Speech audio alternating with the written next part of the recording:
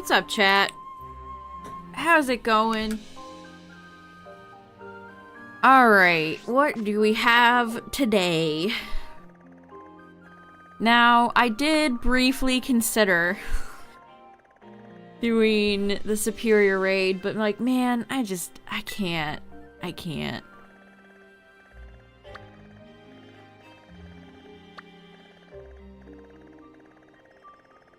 I don't know, I haven't even seen, is it hard?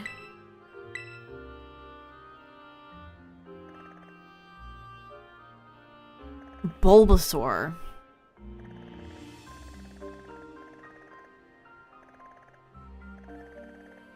Have I ever seen this game give me a Bulbasaur raid?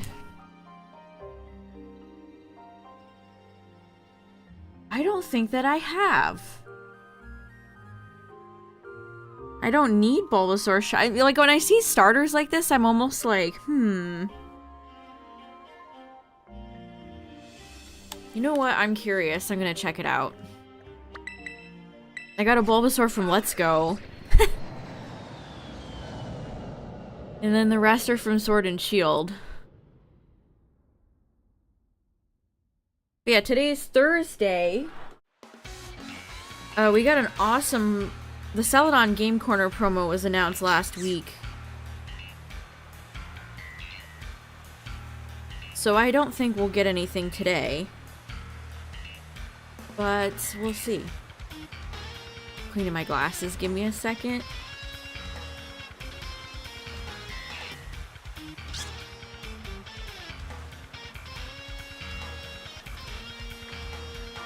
Okay. The last time we played Scarlet and Violet, I did a Cheddar's raid. Or a Cheddar's outbreak for like 3 hours and it didn't show up, so... You know. Ooh, immediately start with some nice frame drops. Perfect.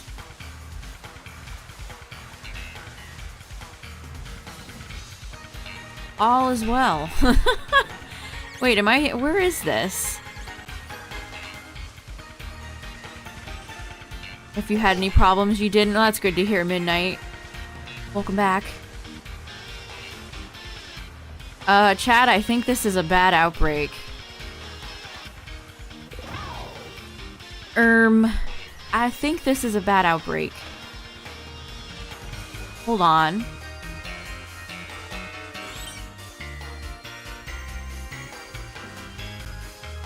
Yeah. You did an outbreak here and it sucked. Yeah, this is not... The lag is really bad. Yeah, you're right. Like, what is this?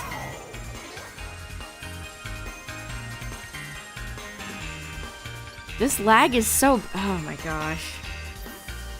Well, we're not doing... I need to get out of here. What's going on?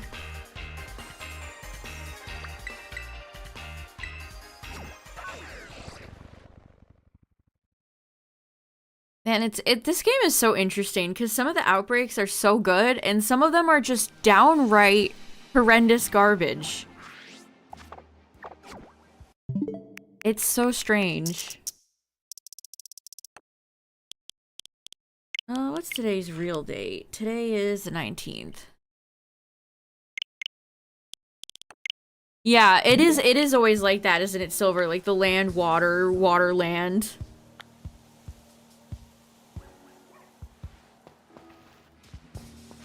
Anytime you have to jump over, it's like a small island with an outbreak. It's so bad.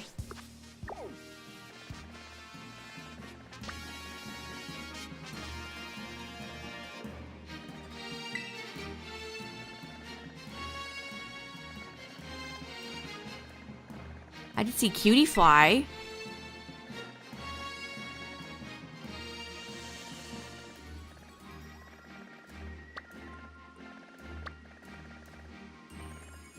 Do I need Floatzel or do I need Weasel?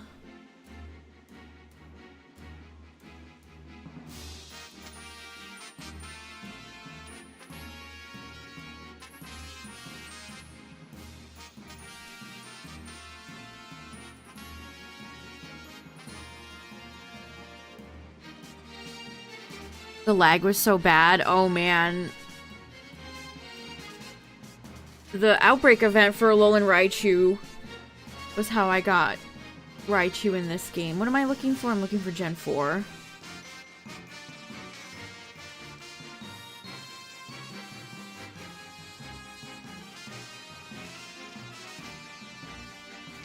Oh yeah, I didn't get Cranidos the other day. That was a shame. Okay, I have Floatzel, but I don't have Weasel.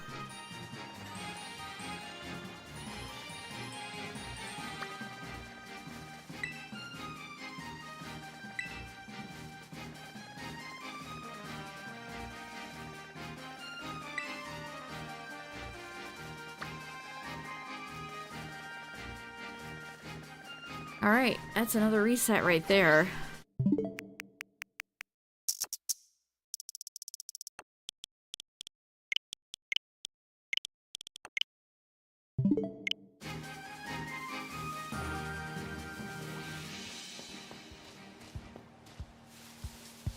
Did anything? No, it didn't. Wait, did it?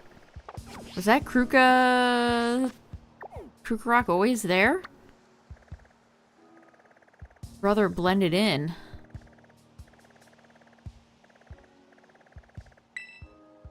What's up, everybody? How's it going?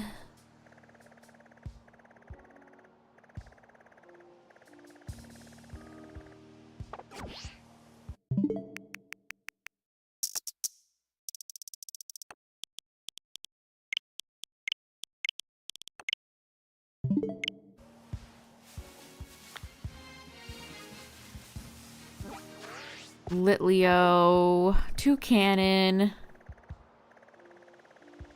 I was gonna say, and nothing else, but no, there's Scyther. Ralts, Mimikyu.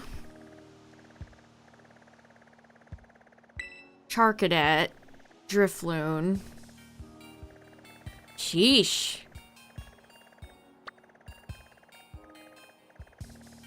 Houndoom is mildly interesting, I suppose. I don't think I need it.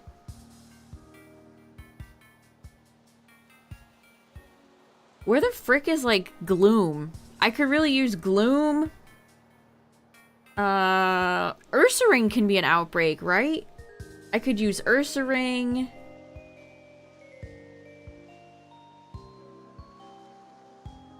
A lot of these Gen 2 Pokemon I need are not in the game. Pincurchin. Yeah, I got it. I believe I have all 3 members of the Bean Squad shiny, which would be Snom, Pincurchin, and Pyukumuku.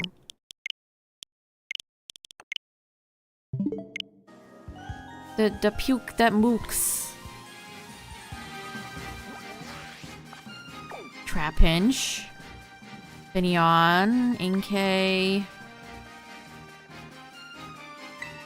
Kitakami is almost always dead. Dedge. Psyduck. I actually do need Wingull. I actually do need Wingull. What's up, Justin? In a weird twist of fate. It's kind of weird to get shinies I've technically hatched but evolved. Hey, speaking of Snom, this would be great if this was Christmas Eve. Like, how am I ever gonna top shiny Snom the snowy? I don't know if I can ever top that. How do I even follow that one up?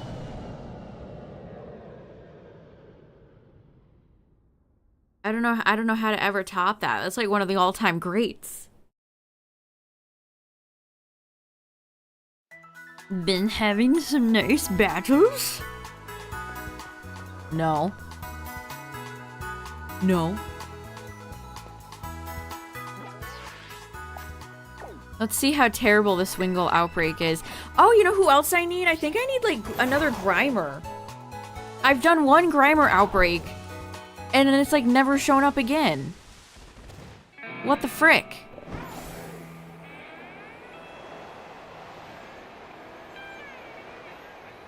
What the heck? Oh, that's Shelter.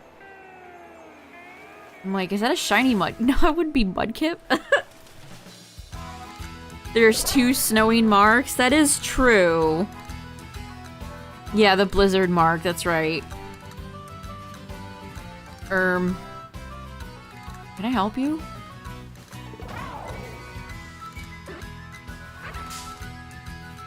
Ugh, Wingull's cry is so nostalgic.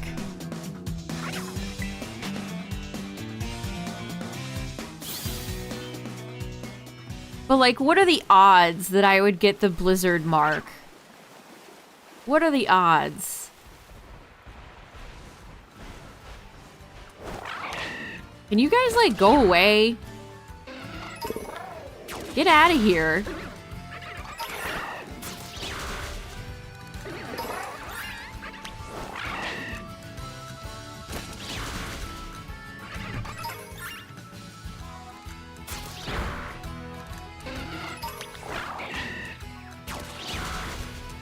Okay, I might have to bring Golden Go out for this one. This actually is not a bad outbreak.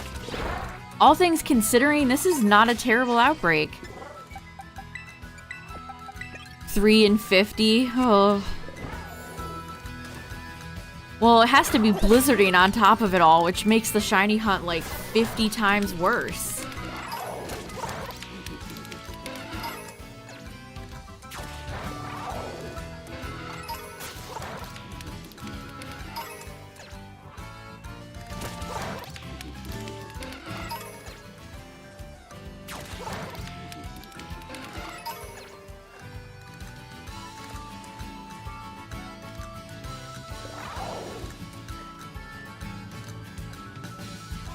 I don't know why that happens, Cacturn. I really don't. I've looked at why the chat boxes for Twitch have always just been buggy and weird. Like, since the very beginning. I don't know why. I haven't had any luck with any bots in any variety lately. I can't get bots to work on YouTube. John Twitch.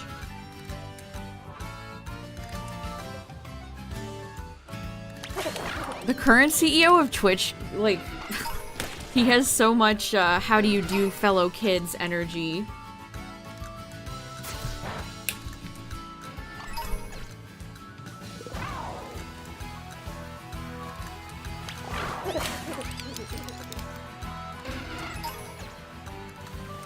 Okay, the ones that fly are problematic.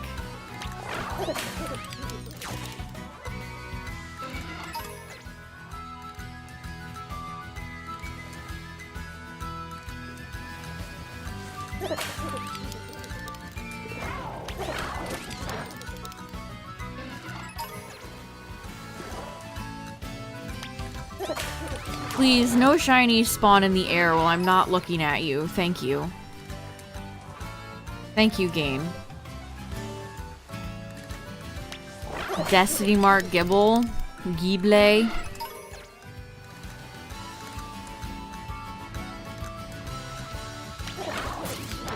I don't know. The fun of marks is when they happen randomly. Actively hunting for marked Pokemon is not something I typically do a lot. Unless it's like an outbreak event. You know, with an increase of X mark.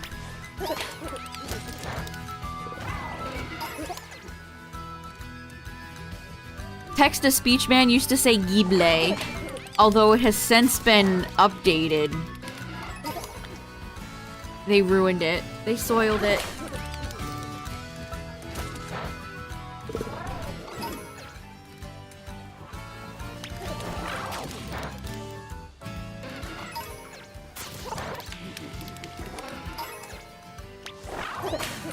Yeah, TTS. That's better than whatever I said.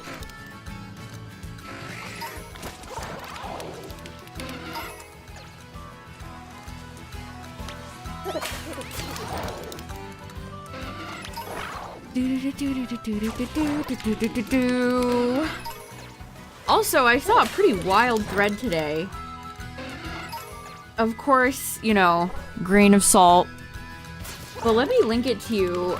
Some China company or YouTube channel is just like posting Switch 2 stuff? I guess they have like peripherals? Oh, what's the Pori, not Polly. Pori.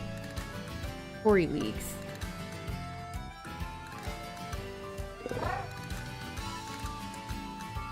But here, I'll link a few of these threads.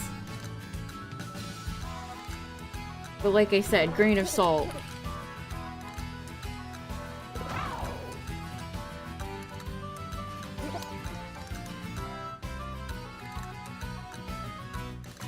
But like there's an extra button on the Joy-Con.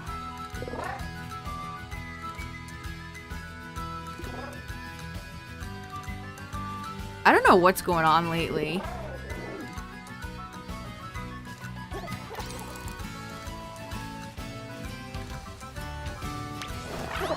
Yay, now you can pay to catch shinies in Pogo that aren't available to shiny hunt in main games. Yay! Yay!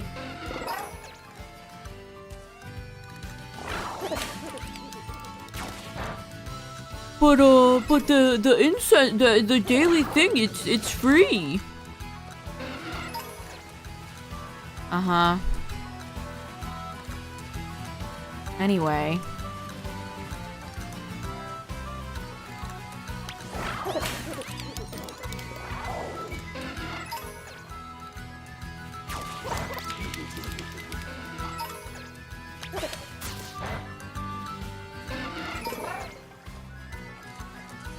They're just gonna continue. Pogo is gonna continue to exploit shiny hunters, and nobody's gonna bat an eye. Everybody's just gonna continue to seal clap. No questions asked.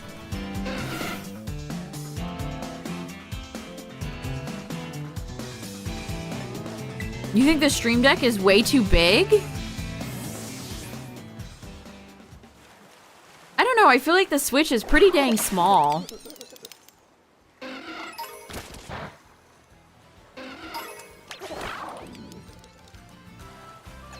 Those images are all coming from a video, by the way. If you look at that thread, there's an actual, like, video. It's not just, like, pictures.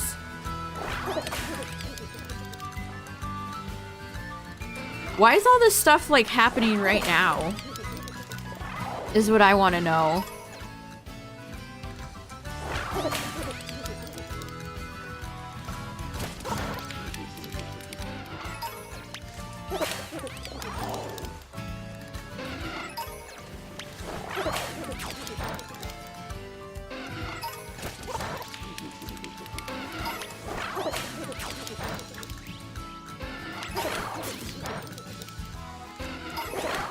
You think the DS or the GBA were ideal sizes for handhelds?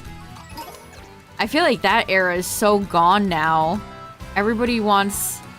Like, have you seen the size of, like, modern tablets? They're huge. I feel like Nintendo doesn't want to make anything that small anymore because it'll be perceived as, like, childish. Yeah, it's all about big screens now.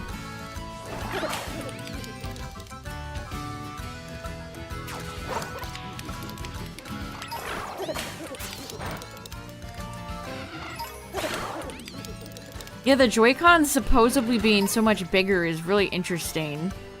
They've, like, barely changed, which concerns me. Again, if all that is true.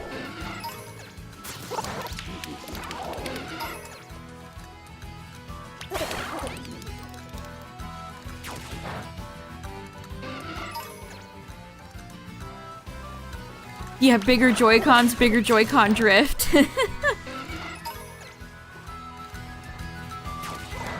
Dun dun dun. You had Joy-Con drift. Now get ready for even more Joy-Con drift.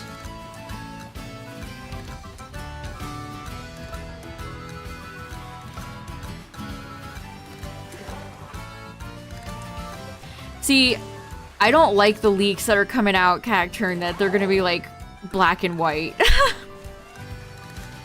That's like the most upsetting part of all of these supposed leaks, because that is so boring.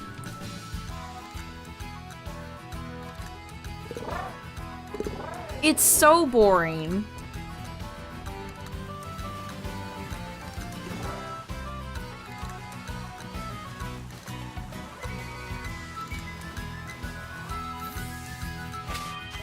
What happened to, like, fun? What happened to, like, fun colors? Nintendo used to have the most fun console colors, and now they just are boring, like Xbox and Sony. I sleep.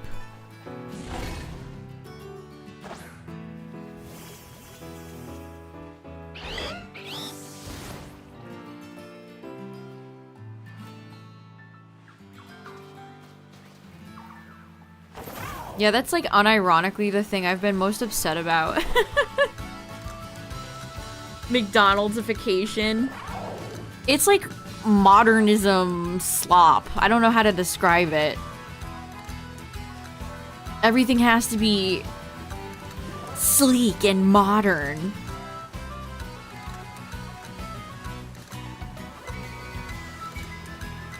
Which usually translates to no character and colorless and boring.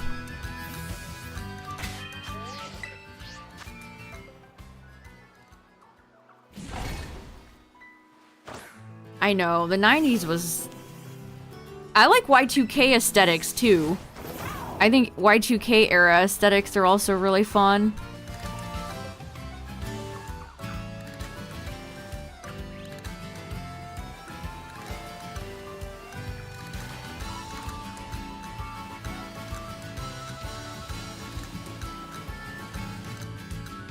Because we're talking about the Switch 2. We're not talking about the existing Switch.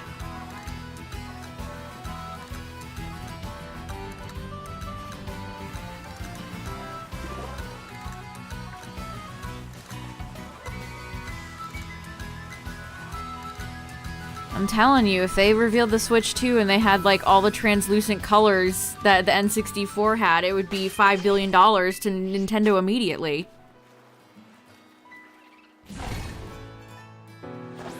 Pink and teal look so good together. The Mighty Ducks.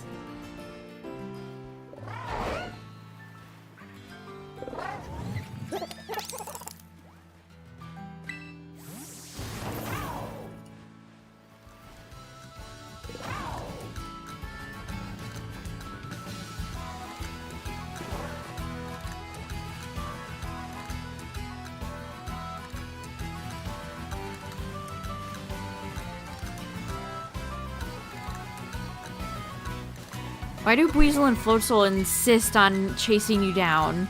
Fellas? Be gone.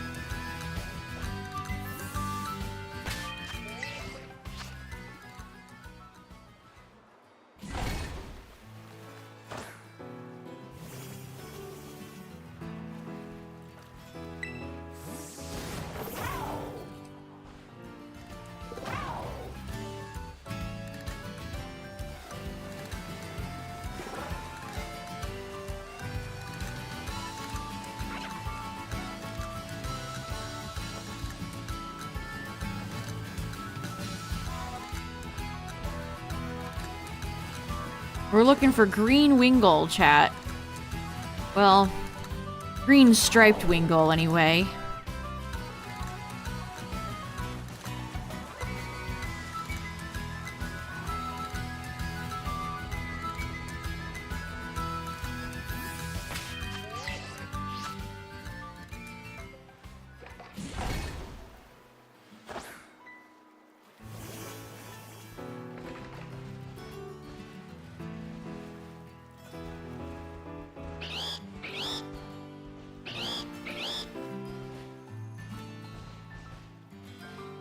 Tinkaton is jumping for joy.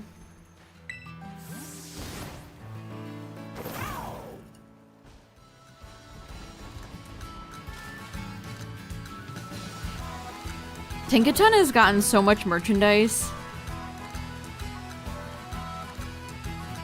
Which is fitting because it's a popular Pokemon, but also it's gonna be in the anime.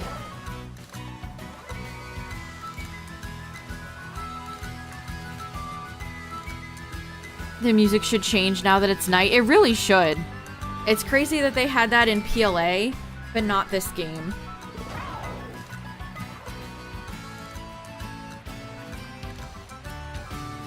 Tinkaton stickers. Give it time. When Tinkaton shows up for real in the anime, that's when they'll probably get more Tinkaton stuff.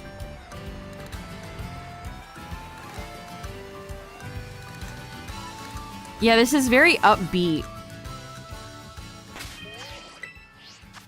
That's my problem, I think, with a lot of the background route music in this game. It's just kind of like, I don't know. There's no tracks that hit like the midnight theme in PLA. It's just kind of like generically upbeat music.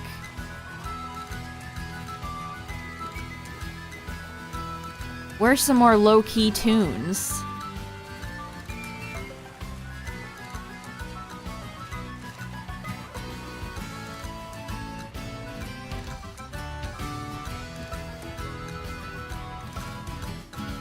That's not shiny, right? Oh, brother. Yeah, the blueberry music's the worst one. It's the worst one. That's what I like about the Kitakami music so much. I think the Kitakami music actually has some good atmosphere. And the blueberry one does not.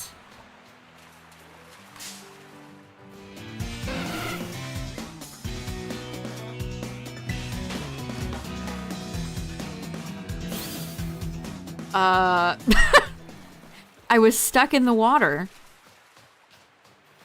Because this beach is so thin, I can't put a picnic down.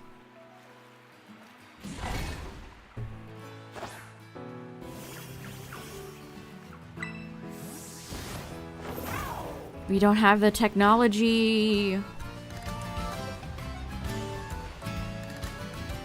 I looked at Magikarp for a second and thought I was looking at Carvana.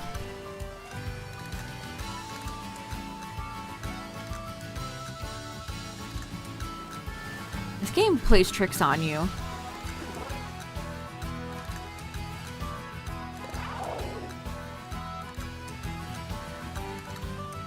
You know, the thing about the lawsuit, chat, is that Nintendo is going to win.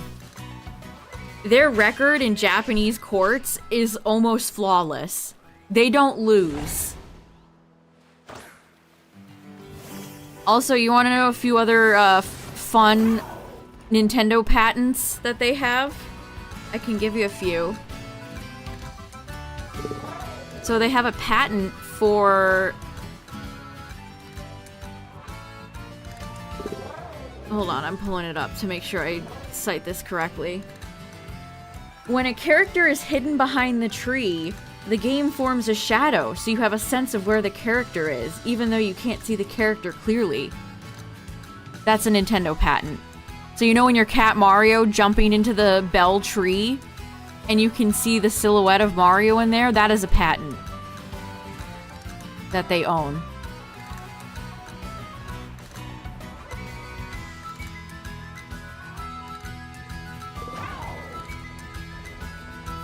Another one they have is, you know when devices are sleeping and you want to resume and there's a confirmation screen in a lot of games, are you sure you want to resume? And then you tap either yes or no. Nintendo has a patent on that.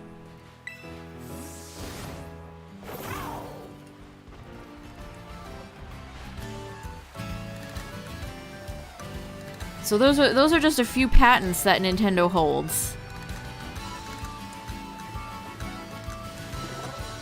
So they will likely win. Which is unfortunate. Very unfortunate.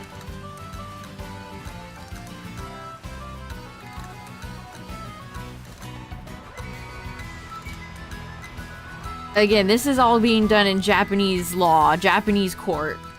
This has nothing to do with UK law, US law, Canadian law, nothing.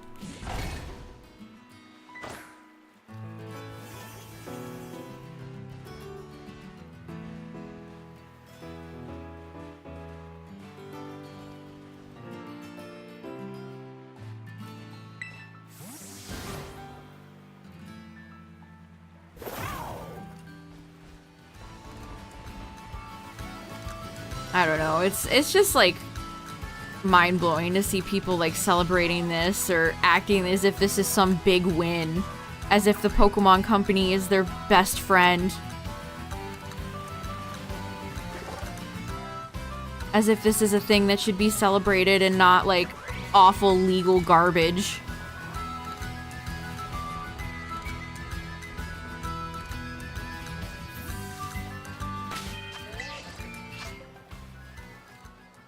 The 0 FPS windmills. I think these rocky cliffs might be worse. I think these rocky cliffs are disgusting.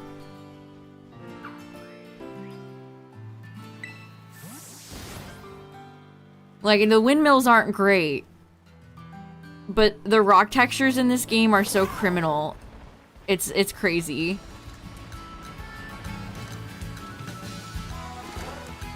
Also, I'm pretty sure people keep bringing up the Luxray PAL. I don't even think that PAL is in the game. As if it has anything to do with anything anyway. Yeah, they have a patent for the world's ugliest textured rock cliffs.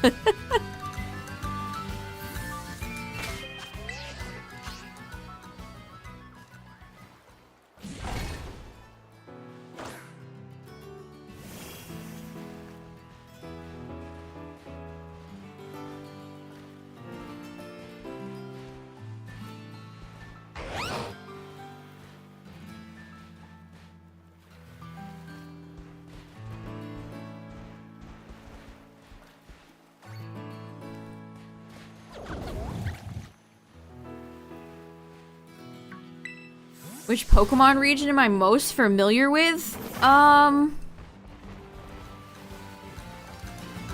Probably Gen 1. I feel like I've played Gen 1 the most. I don't know, I'm familiar with a lot with 2, 3. I love 5, but I have not played through Black and White and Black and White 2 as much as I have many other gens. So like 2 and 1.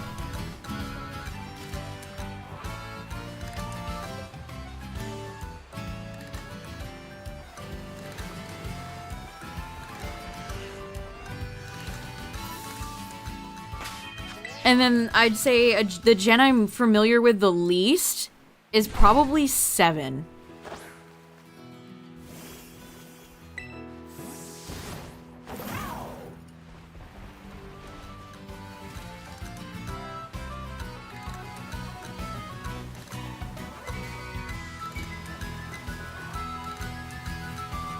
It is 100% Gen 7 that I've played the least.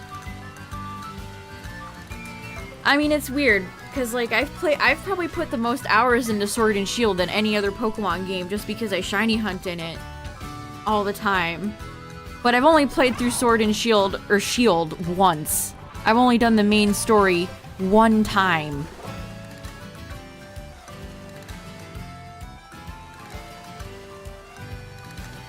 But I've played it the most, so it's weird.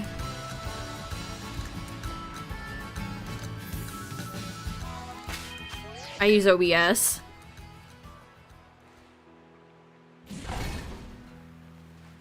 I heard Streamlabs is quite bad.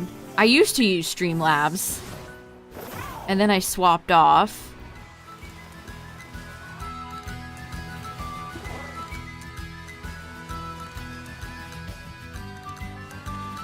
Stream Elements and OBS are what I use and recommend. But sometimes OBS just like doesn't cooperate. Yeah, I would avoid slobs. I would avoid Streamlabs. I don't think they have a good reputation. What's up, side quest?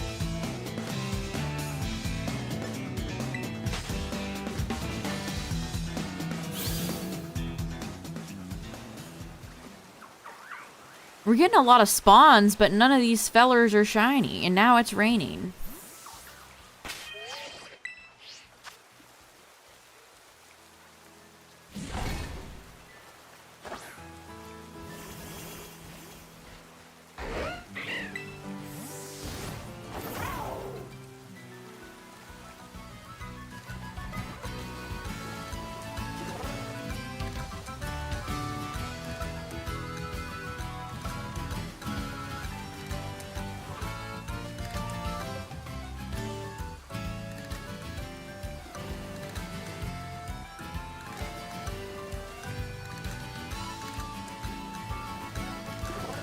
I definitely want to play through Black and White, or Black and White 2 again.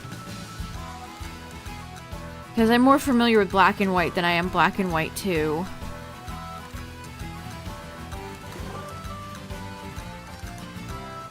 Although it is funny, like, I played through Pokemon White in Japanese. My first time I played it in Japanese, so I didn't really, like,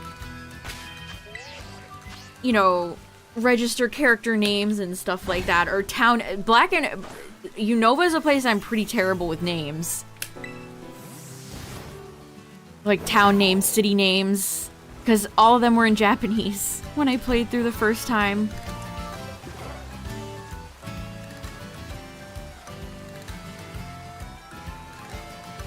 Because back in my day, Pokemon games didn't all get released simultaneously. And I was so excited for Gen 5 that I imported Black and White.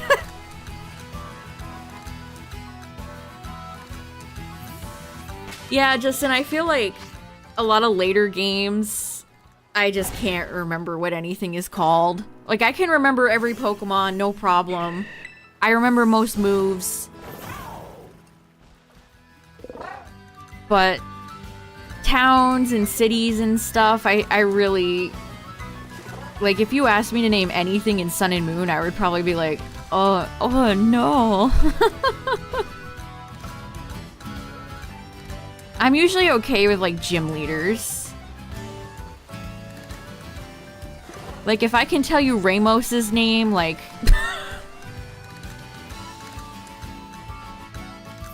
we're good.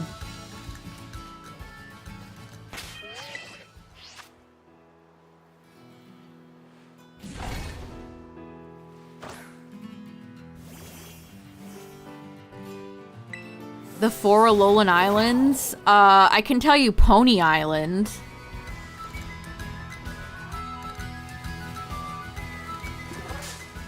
But that's about it.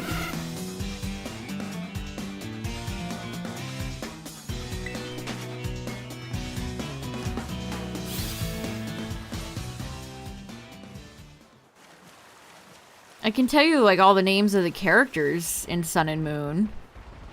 But not locations.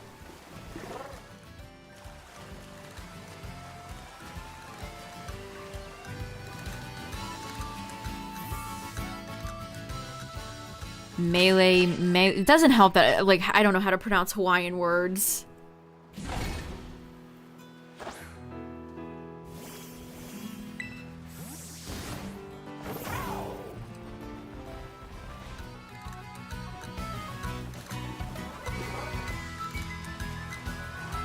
Man, if you want a real challenge, name all the shrines in Tears of the Kingdom.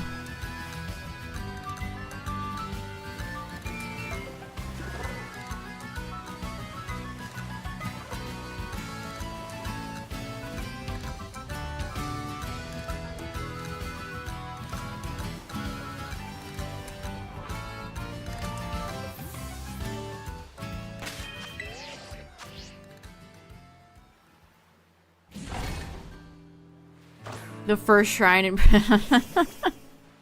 Yeah, Breath of the Wild shrines don't have as many samey names as a lot of the shrines in Tears do.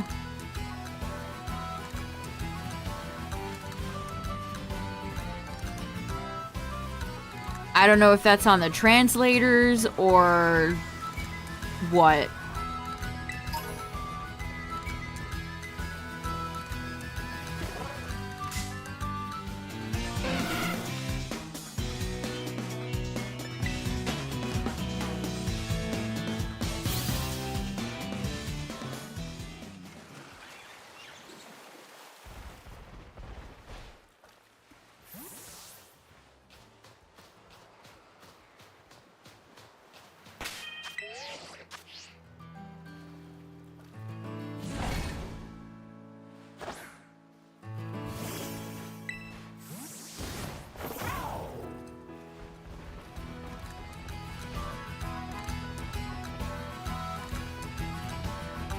I was watching somebody play Tears the other day, and he was doing one of the shrines where you have to sneak.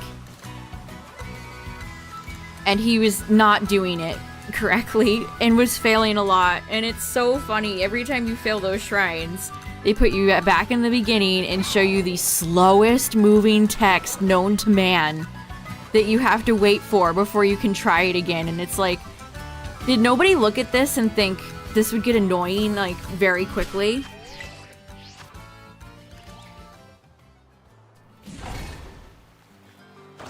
The players are probably going to fail a lot of these shrines a lot. Let's have the world's slowest moving, unskippable text to say that they failed it.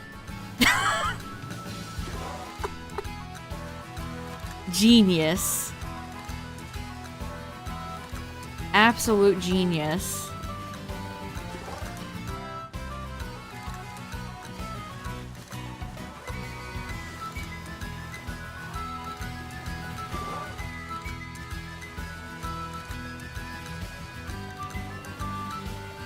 I need game devs to realize people don't want to sit through stuff like that. And, like, Tears is not the only game with that awful problem. Unskippable cutscenes are always terrible. Really slow dialogue. Text boxes that are really slow. That type of stuff is so annoying and should not exist.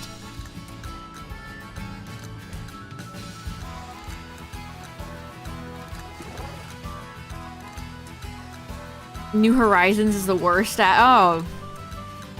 That's classic Nintendo right there.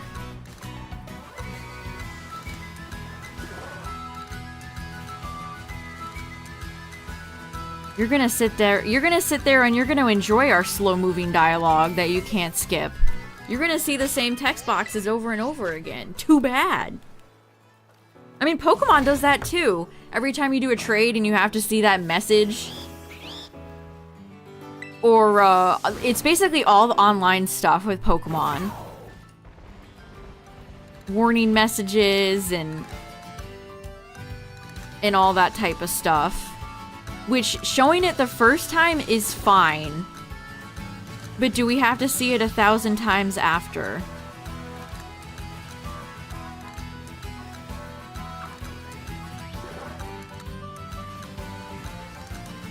Oh, you mean you don't enjoy the riveting conversations that Professor Willow or the team leaders give you every time there's an update?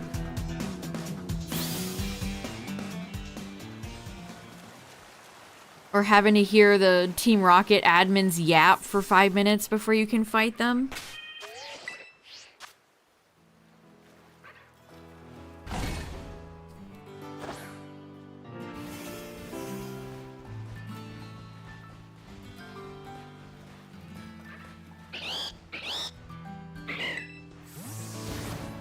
Superior is easy? That's good to hear.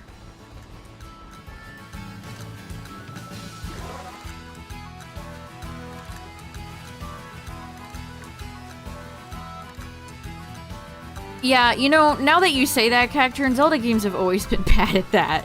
It's kind of incredible, actually, that they haven't gotten better.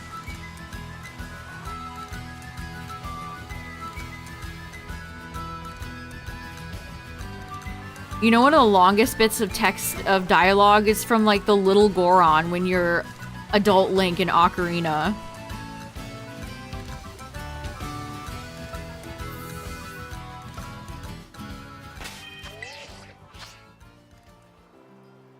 That little Goron gives you his whole life story. Also, how is there, like, a son Goron? How do Gorons have kids if they're all male?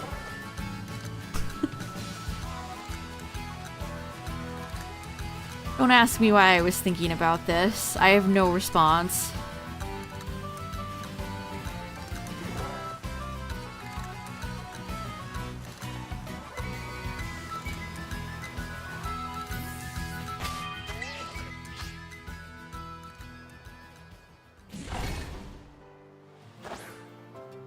Skill swap. Yeah, I figured skill swap would be the answer with Superior. We talked about that, what, like yesterday or a few streams ago? They made Meg broken. That's funny.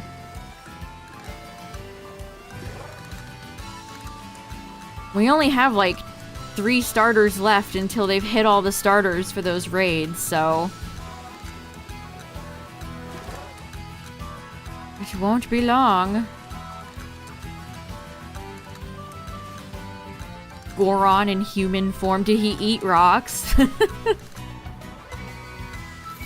Be like Abigail from Stardew Valley, just eating rocks.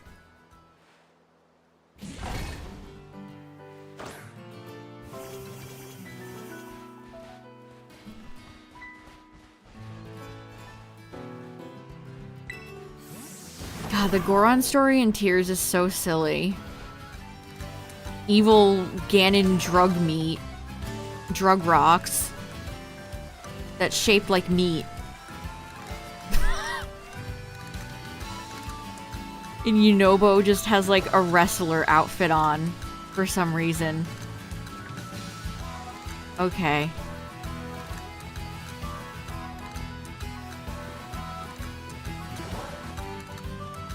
Goro.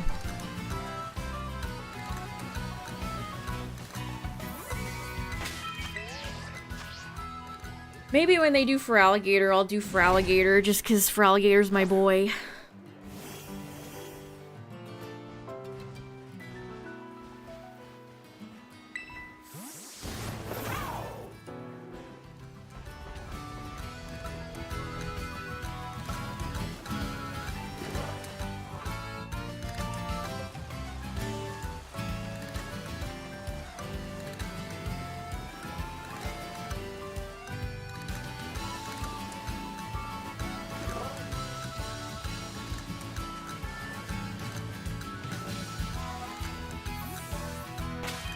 You know what? That's like eerily accurate. You're right. Nintendo does like to put wrestler characters in every game now. Why is that accurate? Why is that unironically like a thing that they've been doing? Like, look at Incineroar. That's even present in like Pokemon games. Or Kukui from Gen 7. Both of those from Gen 7.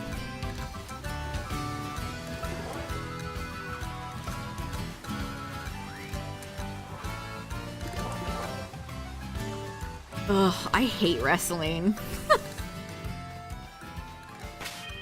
Can we pick a better sport to represent? Or like maybe none at all?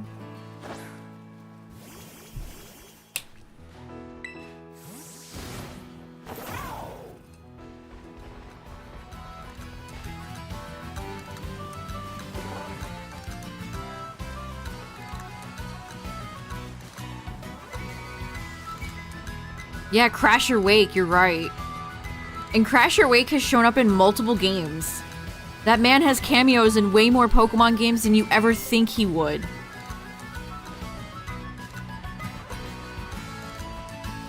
I feel like every time, it's like, there's Crash or Wake.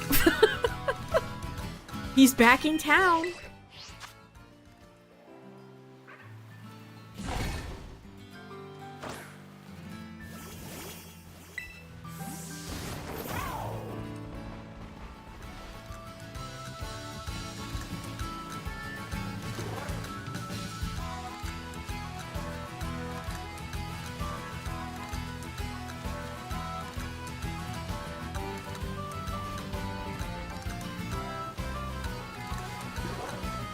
I wouldn't put it, you know what, Silver? I wouldn't even be surprised if that was 100% what happens.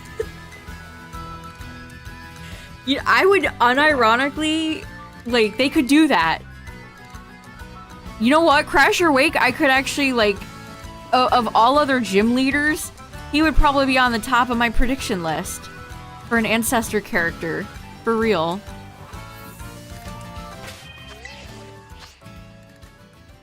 Maybe he'll be like Clay, where he gets like 5 ancestors for some reason. That was a bit of an over-exaggeration, but you know what I mean. He gets past daughter and future son.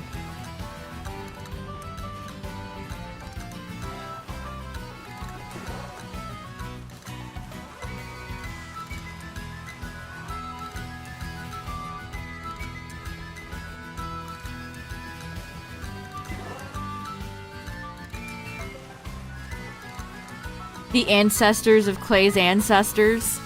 Who get ancestors of those ancestors. I kind of wish the ancestor stuff was like PLA and that's it.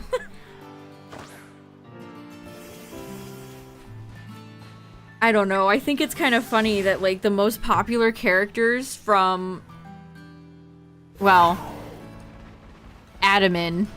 I feel like Adamin is the most popular character from PLA, who then got his own ancestor. I was gonna say Volo, but Volo's related to Cynthia.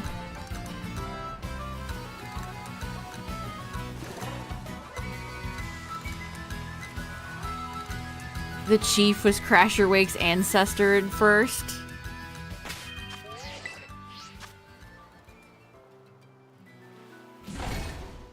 You mean Rowan? I can never remember his name. That's just like Rowan ancestor. AKA the worst professor.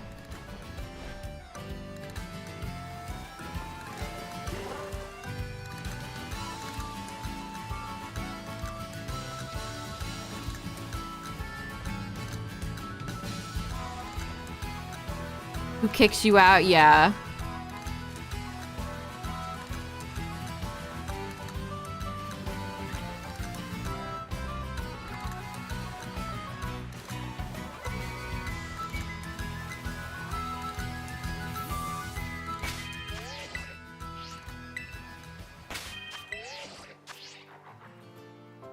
I mean, in a way, I think Rowan is pretty fitting for Sinnoh.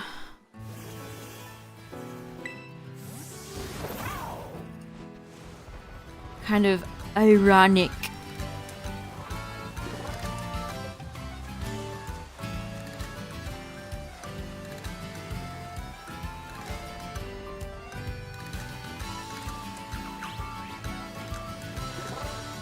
Yeah, he sucked. Another reason you can add against Rowan's ancestor and the whole family line. Get him out of here.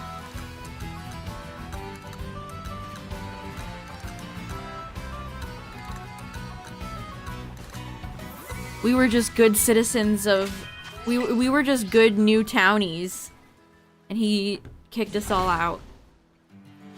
Unfair.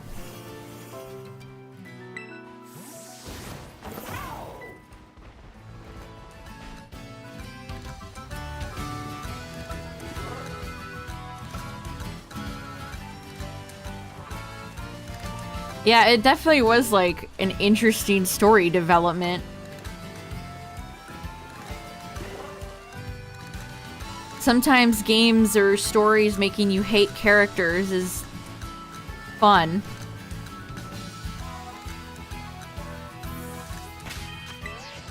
Yeah, I mean, if Palworld came out and like barely did anything, I doubt we'd be hearing about a lawsuit right now.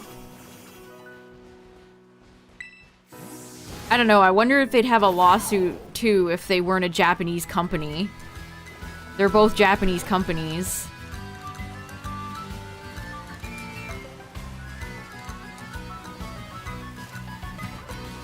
Usually Nintendo always tries to... They always prevail in the Japanese courts.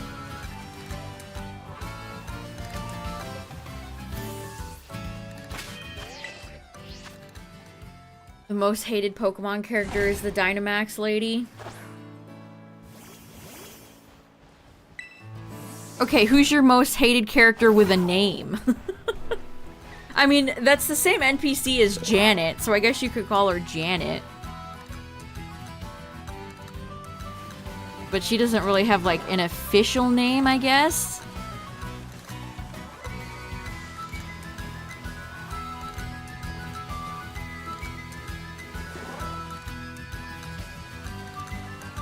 I don't know, it's hard to tell. I mean, Nintendo and Game Freak has been scared by other companies.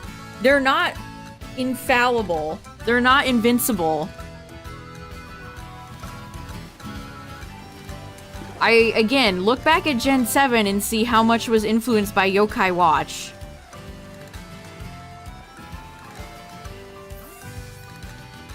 Gen 7 has so much Yokai Watch inspired stuff, it's honestly crazy. And more comical as to why they're suing with their patent bullshit. Like, some of the stuff that they took from Yokai Watch is blatant. Rotom decks, all the dances and stuff, the Z-move dances, that is all so Yokai Watch. More ghost types. Because Yokai Watch had so many, like, spirits and spooks, so there was tons of ghost types in Gen 7. Yeah, making the series more goofy. Yup. There's a lot of Yokai Watch's stink on Gen 7. Yeah, the art style change, yup.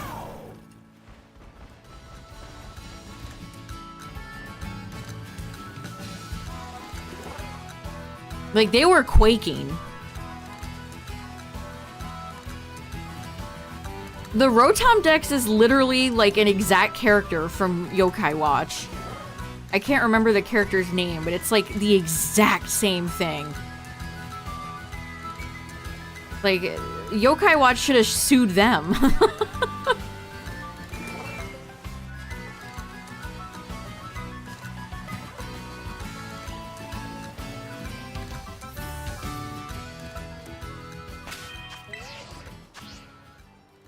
Which, I don't really have a dog in any of these races. Other than, I think it's gross that patents even exist, and that Nintendo shouldn't win on that alone. Like, I feel like regardless of how you feel about Pal World,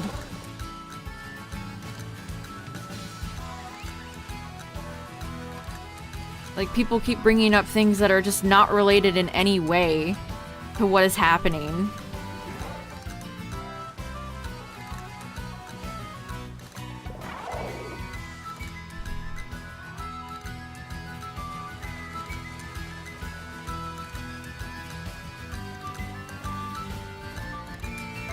Yeah, they're not revealing which patent it is. They are not revealing it. So all we can do is speculate. Like, people are going through their patents and looking.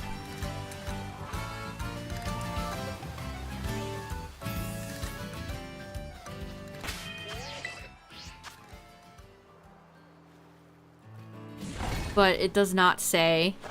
And you know it's a legal thing, so it'll probably take many years to resolve.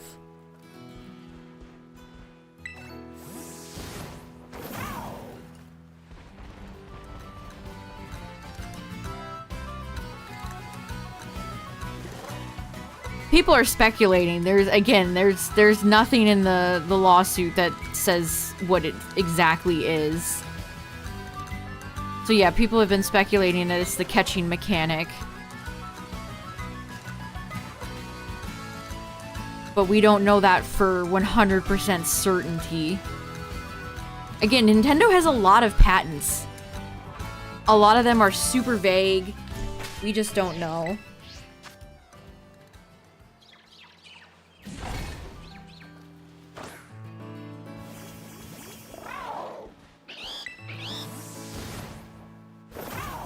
Yeah, because no matter, like, people are still spreading insane misinformation, like, they copied exact models. No, they didn't.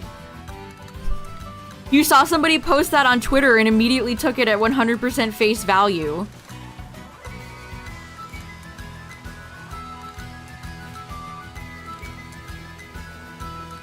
Like, if you think a company like that would want to directly copy Nintendo models and wouldn't expect to pay for it in court, like, what's wrong with you?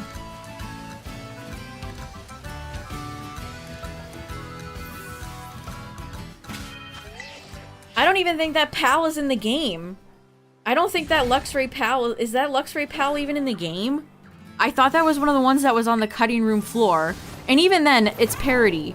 It's not a direct copy. These would all fall under parody.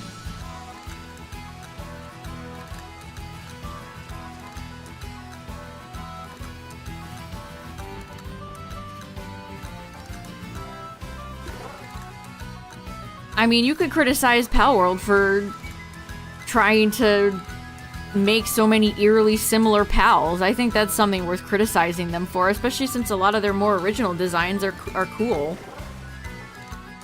I don't think they needed to copy, like, Cinderace or Luxray or any of those Pokemon.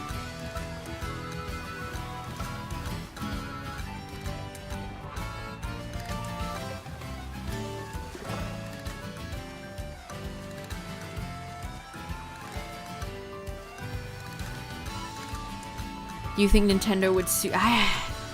It's really hard to say. I think Game Freak didn't Game Freak put out a statement about them? Like when the game kind of blew up?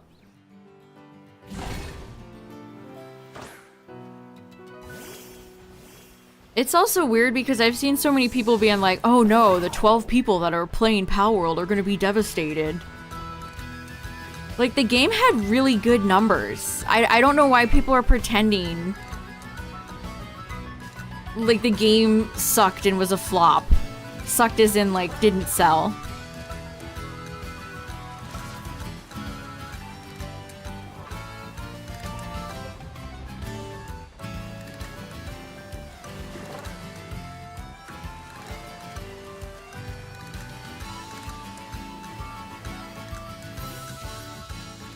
I don't know. It's just super weird how gleeful some people are being over it.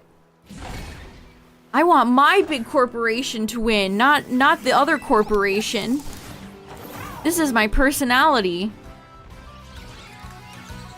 I need big corporation to win against small corporation. That'll show them.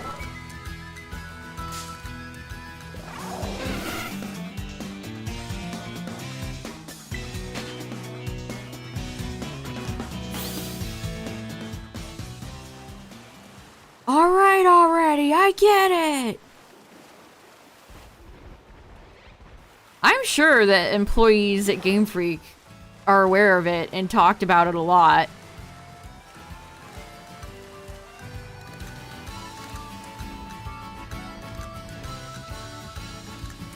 I don't know. I don't know how you could look at the end of the day, who knows if Palworld affects Game Freak whatsoever? We don't know. But something generating this much buzz and people talking about how much Pokemon games have disappointed them lately, I think is only a good thing, right? I don't know. This discourse has been so strange to observe. Really.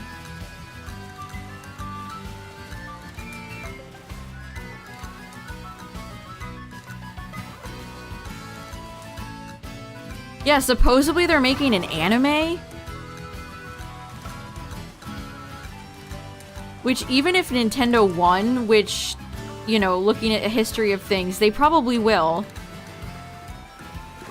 It doesn't mean that this is the end for Palworld. They still made a lot of money and have a lot of merchandise and brand dealing things still going on.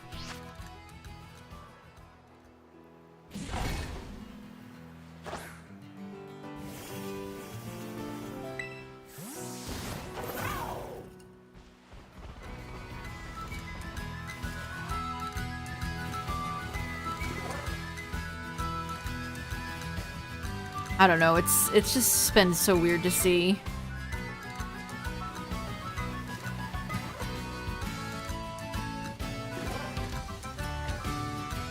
Oh, Chillet. You're thinking of Chillet.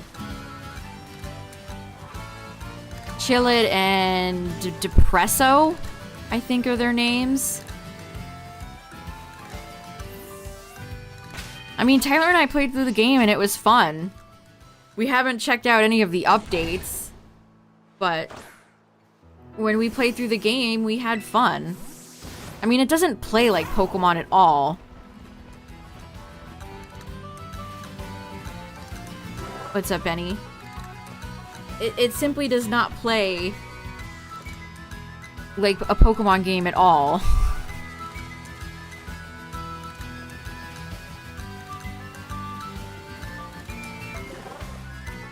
It's more like Ark than it is a Pokemon game.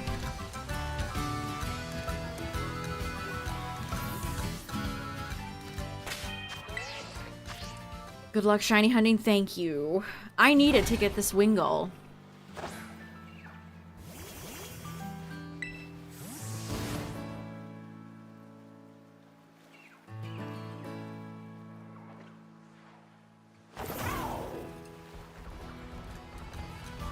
Upcoming Gen 10 Pokemon game.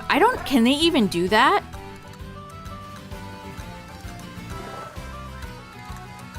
See, I don't know enough about Japanese court of law to know that. It might surprise you, but I am not a lawyer. I am not a lawyer.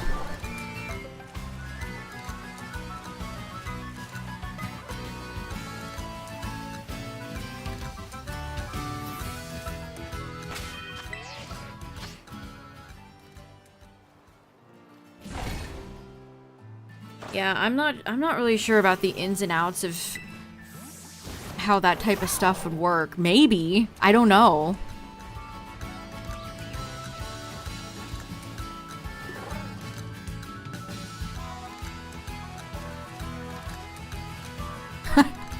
Wouldn't that be hilariously ironic?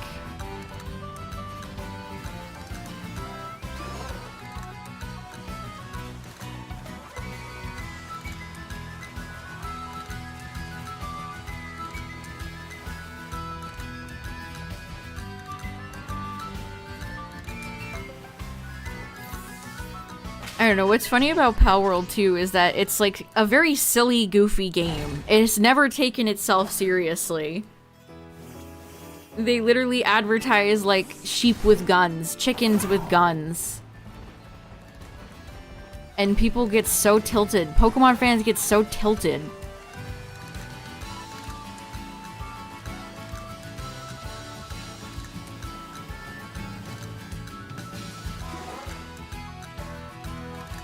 The drama would be fun.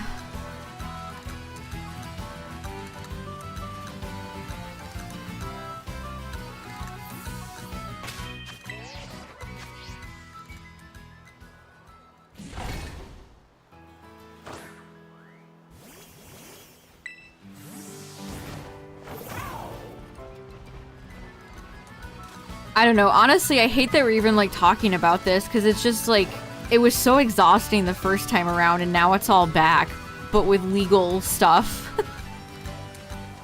The misinformation is back, the bandwagoning is back, people don't know what they're talking about.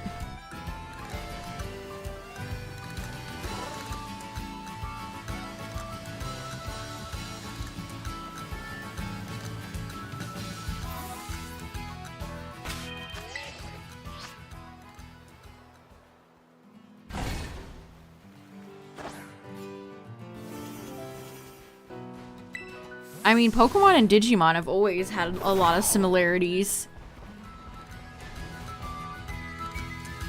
Digimon did come first, though. I mean, you have to remember why Digimon was created, to become the boy version of Tamagotchi.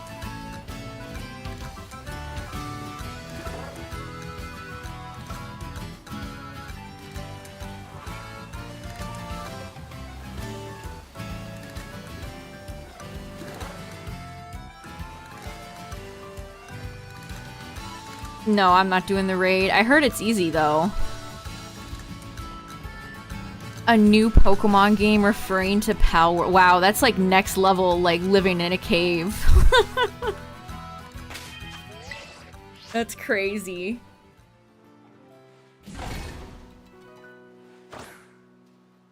I feel bad for most game devs. It's really not great right now, I feel like, to be a game dev. That's one of the jobs I would want to have the least right now.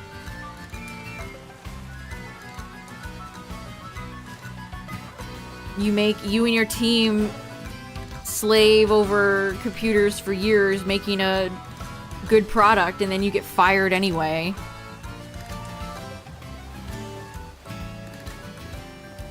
Or the CEOs put you on a live service slop game and it comes out, is available for 2 weeks and then never again.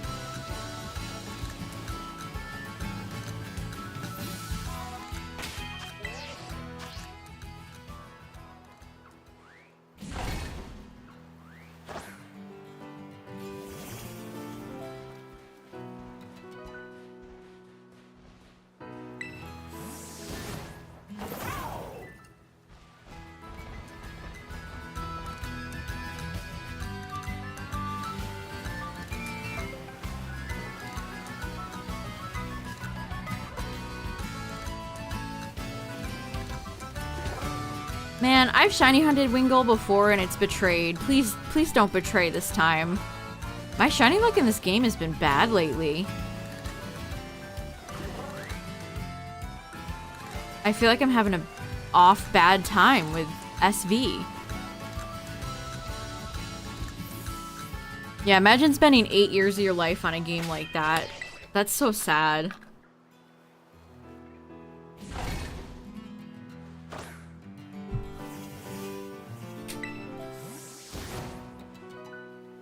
I did see an article that was like the Switch 2, they think it's gonna be $400.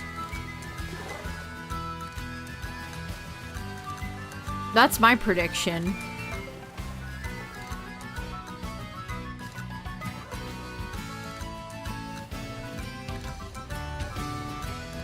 Yeah, I mean, that game at least came out. Think of all the games that go through tons of years of development and just get shit canned. They don't ever see the light of day.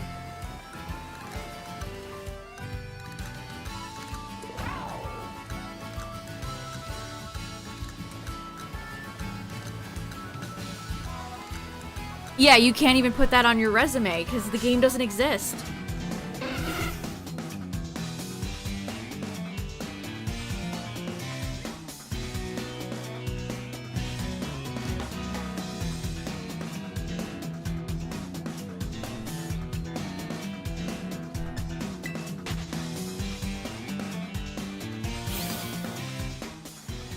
Because the game just doesn't even exist.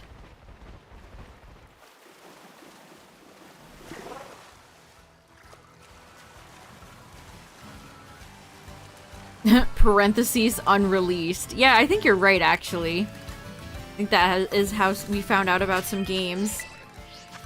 But still, you know, if you're an employer, you can look at that and be like, oh, they worked on an unreleased game, but I don't know. It's just unfortunate. Microsoft had a really cool game that they canceled. What was it called? Scalebound or something like that?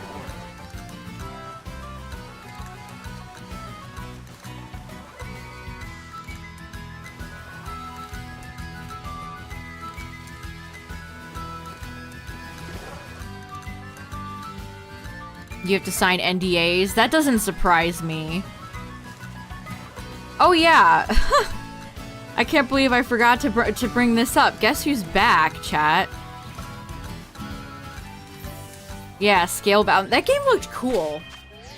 Guess who's back from the dead? Puro.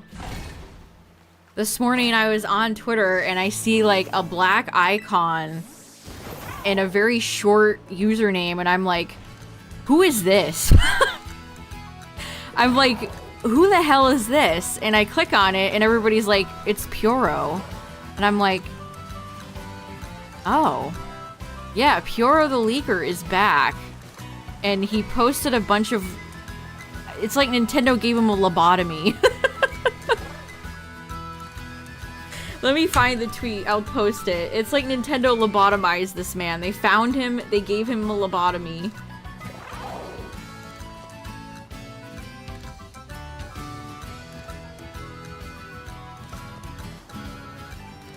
Yeah, here's the tweet. He posted raw and then PIH. RAHPIH. Mr. Miyamoto gave him a lobotomy. It's so over. So I don't know if you guys can decipher that, but...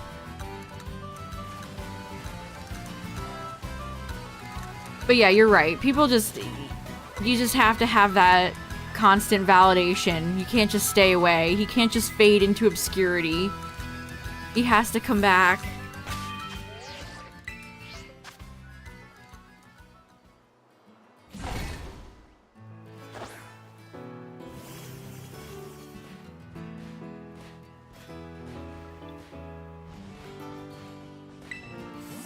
But yeah, I saw that tweet and I'm like, who even is this? Like, who is this person I'm following? And then I saw all the comments and I'm like, oh god, it's Puro. And you have to remember, Pure basically, like, fell on his own sword. He gave up his source. He gave up his own source after a disappointing Nintendo Direct, and then Sudoku.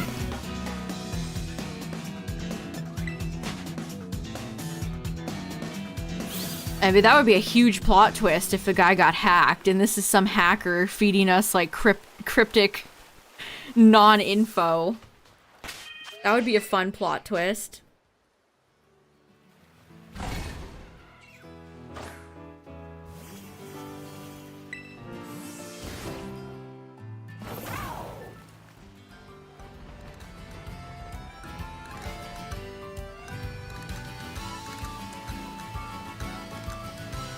So yeah, I guess I'll say if something happens with him, but who knows. Yeah, him resurfacing when all these Switch 2 leaks are coming out is kind of interesting, right? Like, it feels like something's going to happen.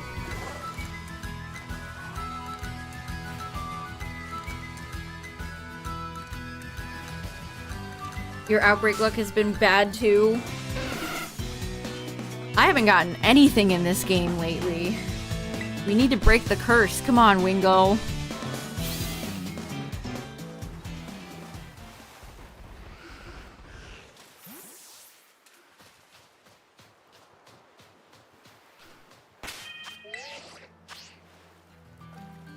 But yeah, all the stuff coming out about the Switch 2, it all seems plausible. There hasn't been anything leaked that's been like, no. There hasn't been anything I've seen that's quote-unquote leaked where I've been like, that ain't right.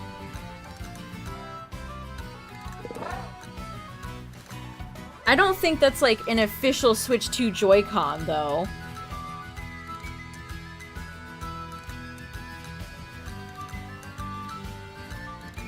Maybe they like 3D printed that. Oh, let me check the Pokemon Center. Is there anything new? I think they 3D printed that for example. Okay, there ain't no news. It's a bunch of Banpresto stuff. Nice Banpresto Charizard plush. Introducing the super fluffy Charizard. There's a Gibble, Netsuki keychain that I gotta pick up. And that's it. Nothing big. Nothing crazy.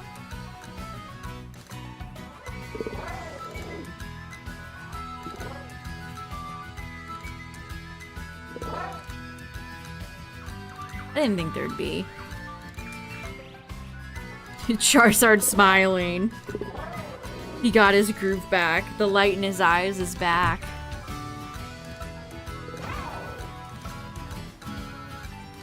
Where'd my window go? I gotta see what I'm doing. Oh yes, please. Okay.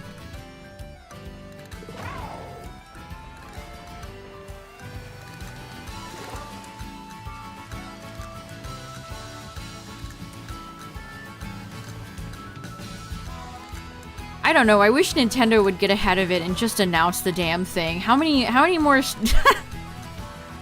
give it up for day 2000 at this point of us speculating about it. Yeah, I think it's gonna be they're all gonna be OLED unless there's a cheaper model that's not an OLED, but I imagine they're all gonna be OLED, right?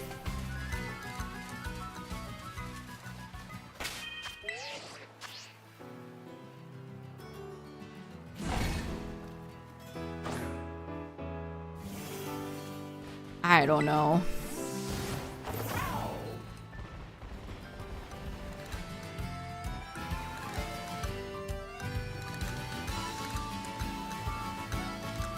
I like the, are they for Splatoon? Splatoon has had like 500 Joy-Cons and a Switch, like 3 Switch Pro controllers. But it's like a green and a purple. I always like that Joy-Con combo.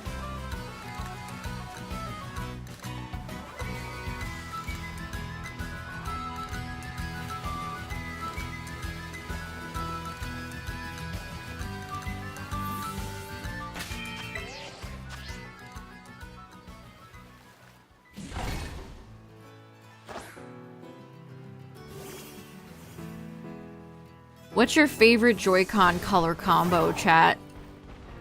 Are you a classic OG? Do you like the red and the blue? Do you like the Mario Odyssey red Joy-Cons? The Pokemon Joy-Cons? Scarlet Violet? Let's go brown and yellow. Do you like the pink ones? The Animal Crossing ones? The Mario ones? Purple, pumpkin, orange, green and pink? Red and blue? Red and green? I don't really think there's a wrong answer. I mean, the gray Joy-Cons are pretty boring. I will say, I think the gray Joy-Cons are pretty boring. But besides that, like every combo you all listed is cool. Yeah, the Animal Crossing Switch might be my favorite Switch console. I do like the Pokemon one too. Scarlet and Violet, I should specify. The white OLED is the wrong answer.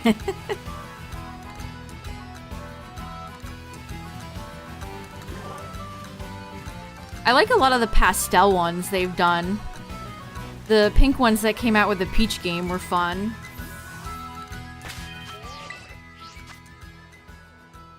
Yeah, the Scarlet Violet ones are really nice. I think I like the Splatoon 2 Joy-Con more than the 3. I like the neon green for 3, but I don't like the blue.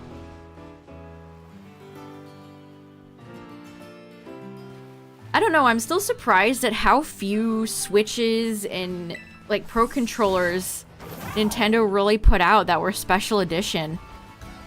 I feel like all in all, we really did not get a lot. I'm hunting for Wingull.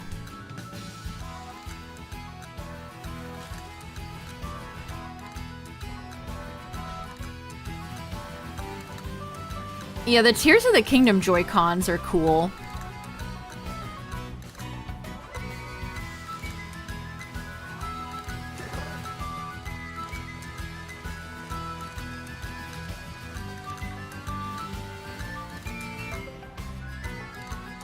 I have the Mario Odyssey Joy-Cons. Yeah, the Skyward Sword ones were pretty interesting. The blue and the purple?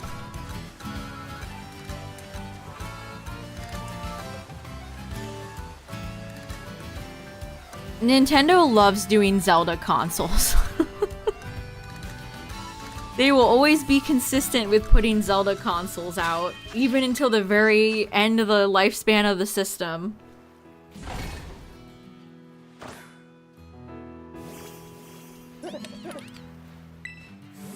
Master Sword. And Hylian. I like the gold detailing on those. One thing I found really interesting, I was looking on AliExpress the other day, so a lot of bootleg Joy-Cons have LEDs in them. Like, no Joy-Cons and no official, like, Nintendo controllers, I feel like, really have a lot of flashy lights on them. But so many of the Joy-Cons you can find on AliExpress have, like, an RGB light strip on them.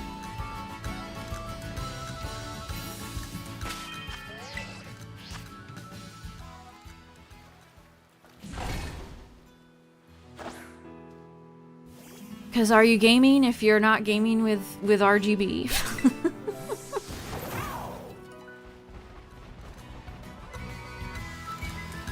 I'm using a Nyko controller.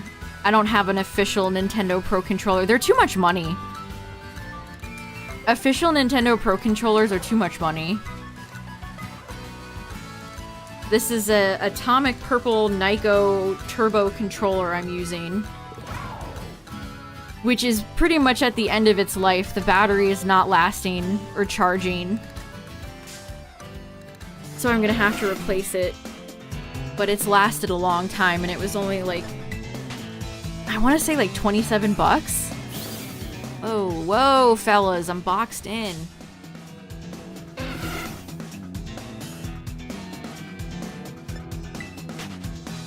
hate the way the water, like, hits the sand.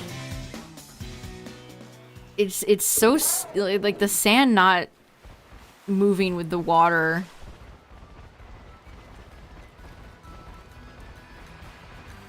You're closing on 6K resets for Dratini? Are the resets fast or slow?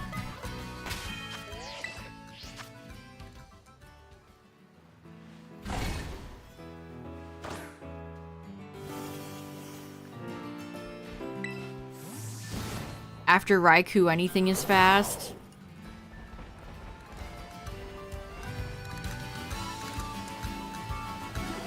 Yeah, when I got Entei for the playthrough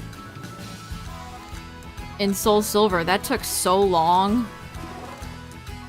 I mean, it didn't take that long, but it felt like it took forever. And I wasn't even shiny hunting. I was just trying to get one for my team.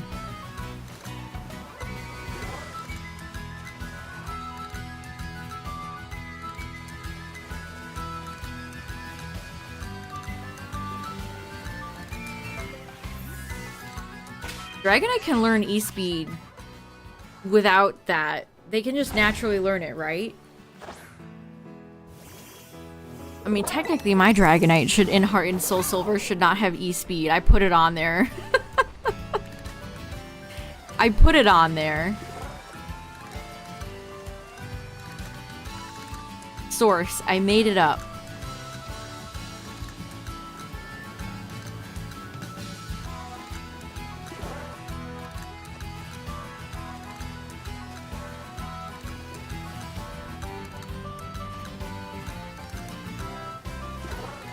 Because the one you get from the game corner does not come with E-Speed.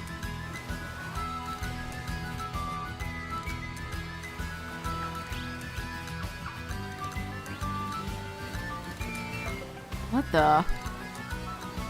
What the dog doing? Hello?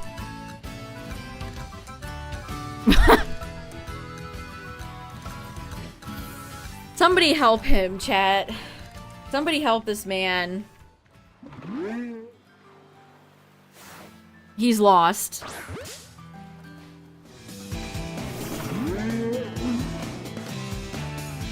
This is what you get for failing for making me fail a shiny. Wow, the screen shakes really bad when you go for Make It Rain.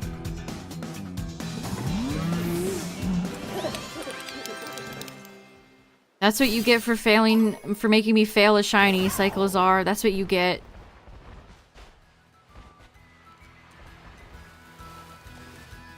I still remember watching that shiny Cyclozar despawn.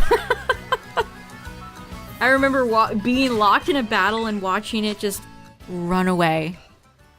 Never to be seen again.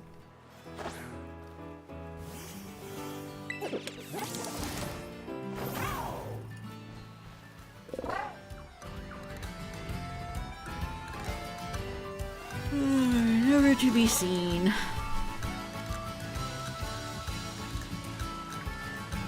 I mean, what's funny is that this game has the highest number of shiny fails.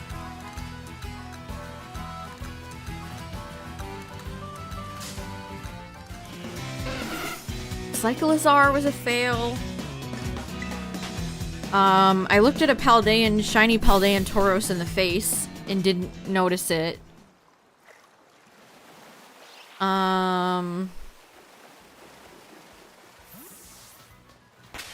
Did I have any other fails? I can't even think right now. What's up, to struggle?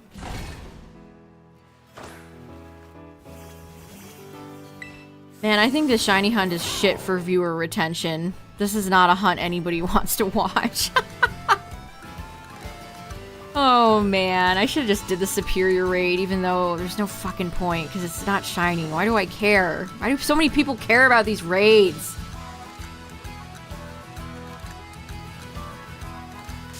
Give me a shiny Outbreak event, you bums. Where's my Outbreak event? It's been months. I'm starving.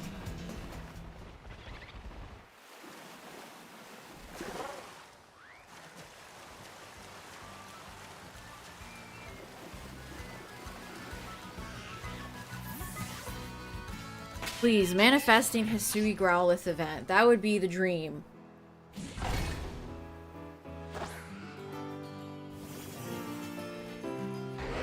That would be the dream. You're here for the vibes. I appreciate that.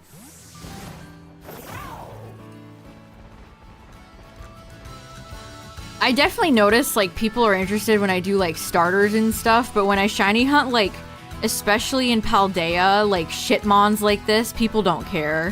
Which is fine. You know, I'm not forcing anybody to watch anything. It's just something I've noticed.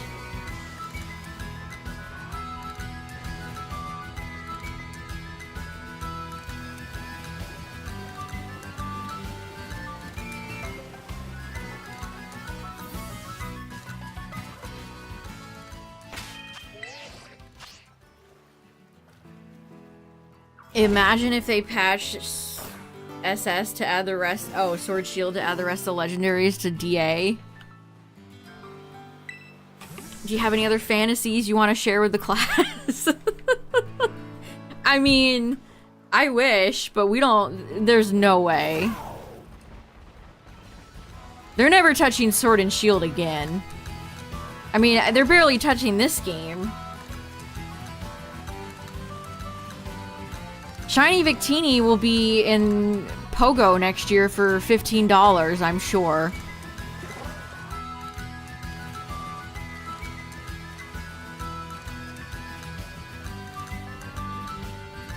And I get to see, oh god.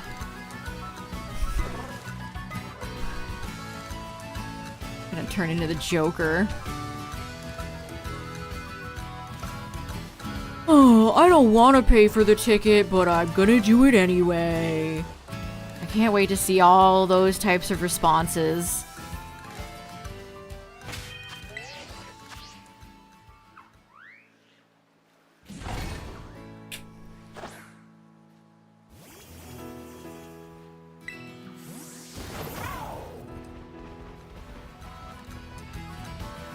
I hate Niantic, but I love giving them money all the time.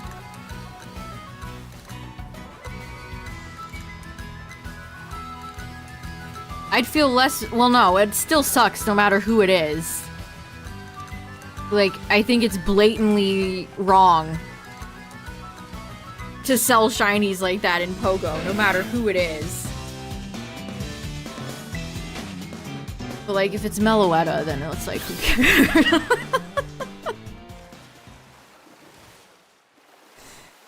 Oh, man.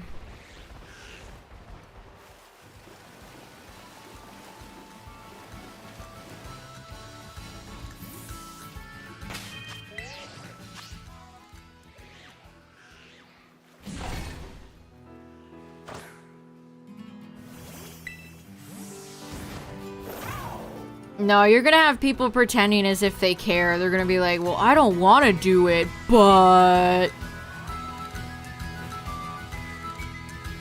How many GameStops have closed down near you? Did they close the one that screwed you over?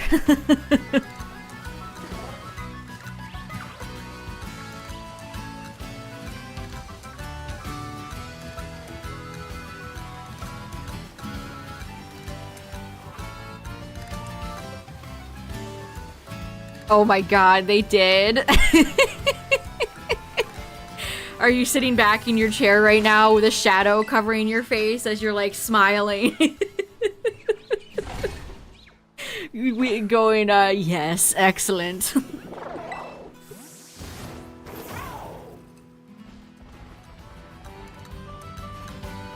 I don't have a lot of GameStops near me. Yeah, the finger tapping thing. All according to plan.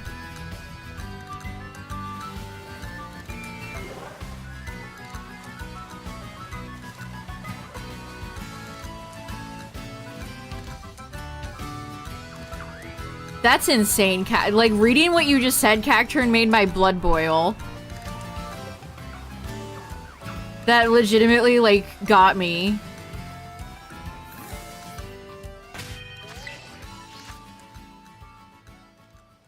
Like, you're a GameStop employee. Shut the hell up.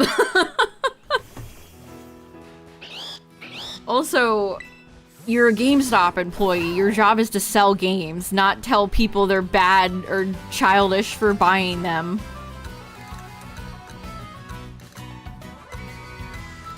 Oh, what's their pre-order bonus? GameStop has the best pre-order bonus for Mario Party Jamboree, and I don't like it. I mean, I'd have to, like, go to the store because their free shipping minimum was like 80 bucks, isn't it?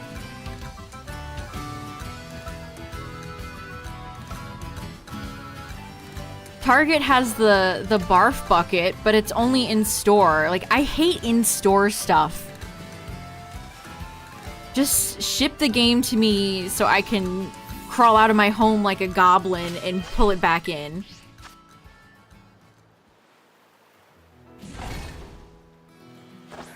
I don't want to have to go to a counter, interact with a person, and be like, I have a pickup. I pre-ordered a game.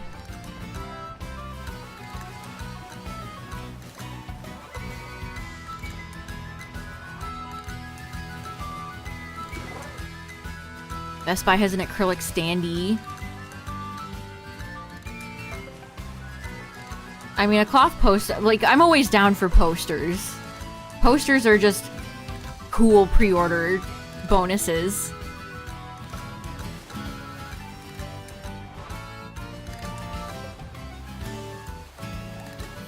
Yeah, sometimes you just gotta go goblin mode. Yeah, the cloth honestly fits Zelda's, like, style. Aesthetic style.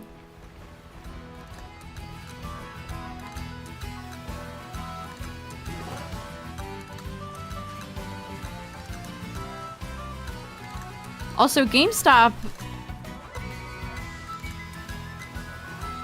got Tears of the Kingdom to me late, and I'm still upsetty.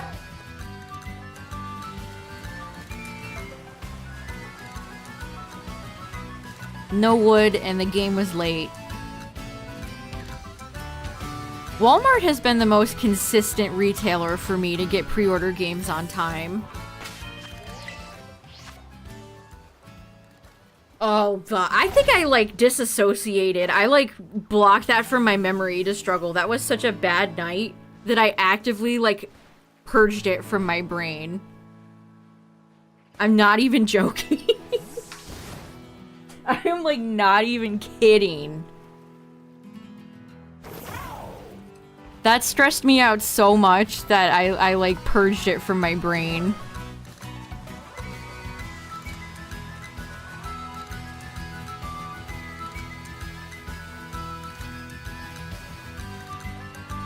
That's when I pre-ordered Scarlet with Amazon, and they wouldn't unlock the game at midnight.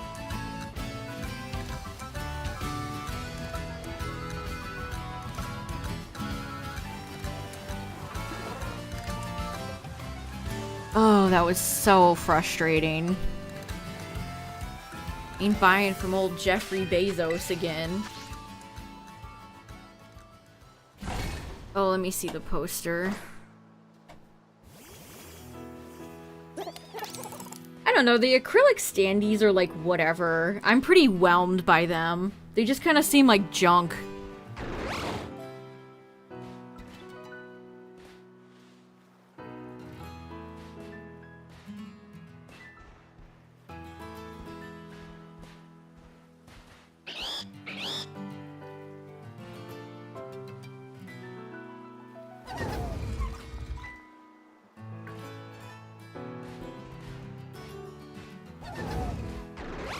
Where's the picture of the poster?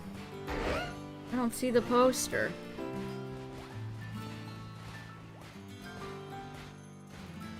I barely ever order from Best Buy.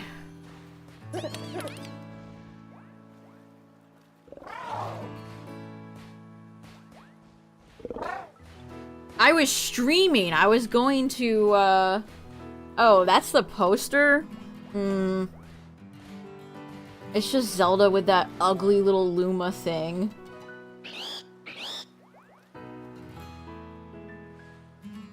The best types of posters are maps.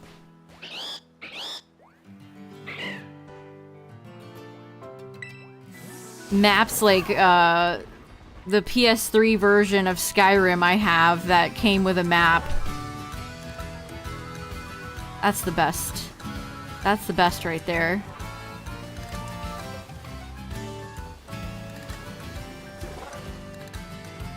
I feel like Europe always has better pre-order bonuses. Like, without fail, Europe is always ahead of the game with that. They always have better Sonic pre-order bonuses. Oh, you get a little wall scroll. Yeah, that is nice. That's nicer than here. Of course. I don't know what it is, but Europe just consistently gets better pre-order bonuses.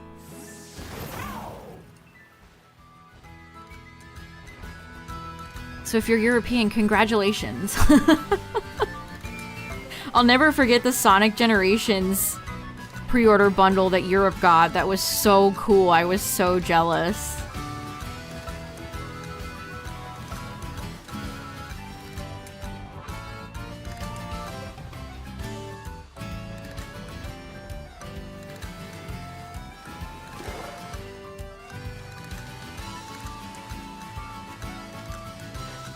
On a Alolan map poster. I have I think it's from GameStop. It's like a timeline of Pokemon from like Gen 1 all the way to Gen 6. So this was X and Y era. Maybe this was my pre-order bonus with Pokemon X and Y, now that I think about it. Yeah, it stops at Fennekin, Froakie, and Chespin. It's like a long, thin poster. It's not like a traditional sized poster. If that drives distributors to bargain for better pre-order bonuses, you're probably right. You are probably right. I'm just so shocked that Walmart has been, like, removed from the equation. It's like Target and Best Buy and GameStop are the only retailers that have pre-order bonuses and pre-orders at all for Jamboree. Because again, Walmart's been the most consistent retailer for me with pre-ordering stuff. Like, I have a very cute phone pop socket from Kirby and the Forgotten Land. That was really fun. Pikmin 4 came with like a little metal bottle. Like, Walmart used to have really good Switch pre-order bonuses, like, up until recently. And now they don't even carry the pre-orders at all. What the heck? What happened? What happened?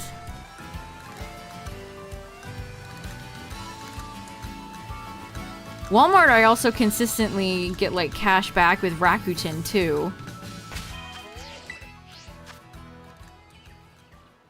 You know, Target Circle used to give you cash back for every purchase.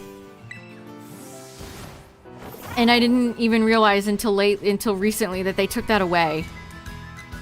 You don't get cash back on every purchase anymore. It was like 1%. It was very little. But if you shop at Target a lot, it would add up. And I would consistently get up to like 40 bucks off a Target order. And it's just gone now.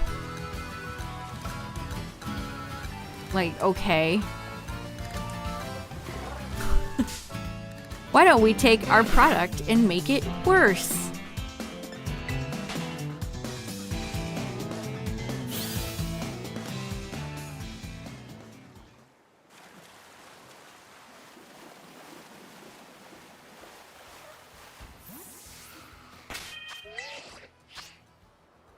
Yeah, US based.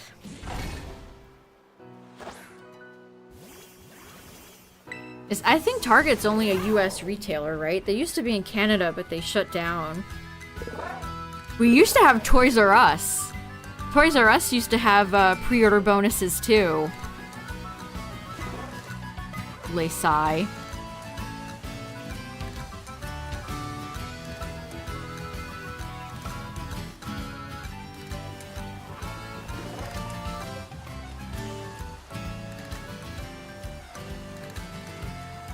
You would trade Target for Toys R Us? I don't know about that one. Like, I miss Toys R Us, but Toys R Us was overpriced. And I like Target over Walmart. At physical stores, anyway.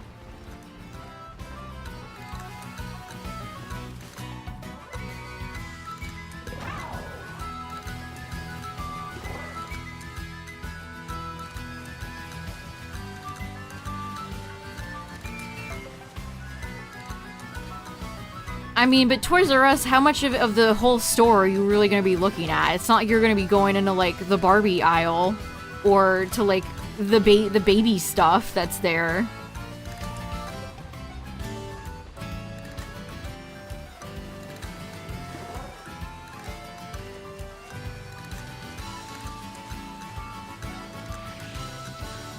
I don't know, Toys R Us is always overpriced. Like, nobody ever talks about that. Like, yeah, it's a fun store, but I don't know, their stuff was just overpriced.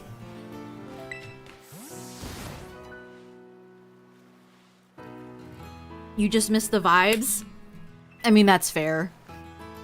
That's totally fair.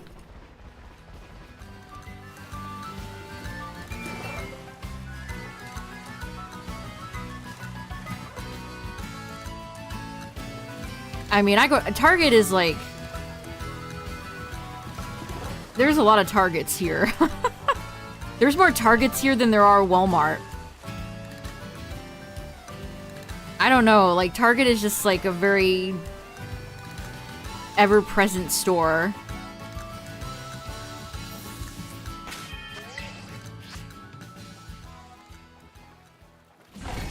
Target's card section is 5,000 bajillion times better than Walmart's card section.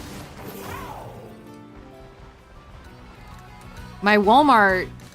First of all, I always find, like, empty tins and stuff. It's like, without fail, every time I go to Walmart, there's, like, just empty packaging from people stealing cards. I don't know, my Target card section is always stocked and organized, whereas Walmart is just chaotic.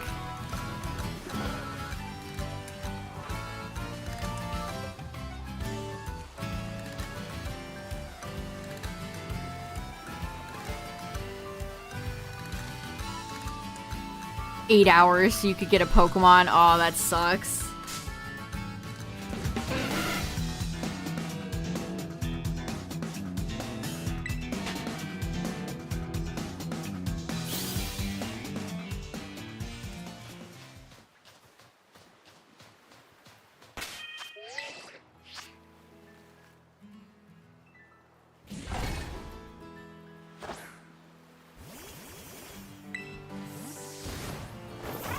I remember I saw, like, I think it was a Slowpoke blister.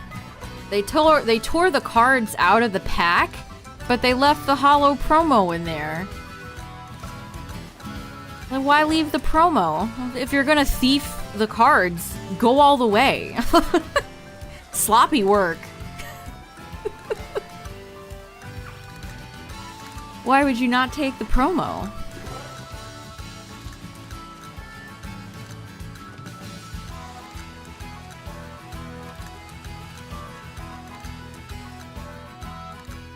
Target doesn't sell Amazon gift cards. Yeah, I think I knew that. I mean, that makes sense. They're major competitors. Noobs. Shoplifting amateurs. Also, one of the TCG products my Walmart always has the most of is those awful stacking tins. I don't know who likes those stacking tins, but they are always selling a lot of them.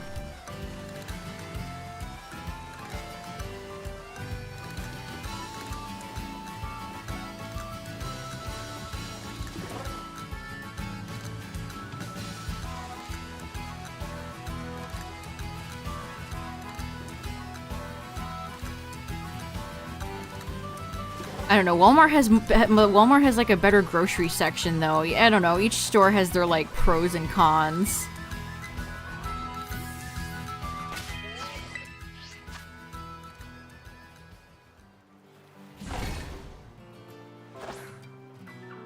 The worst thing though is when you go into like both stores have this problem.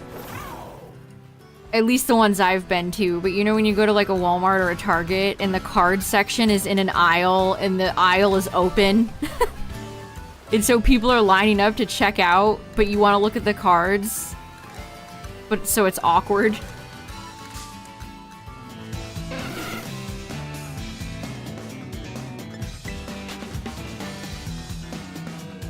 And I like looking at everything. I like to see if they have like Digimon. Sometimes I'll look at like the other card games like Magic or Lorcana just to see what they're stocking.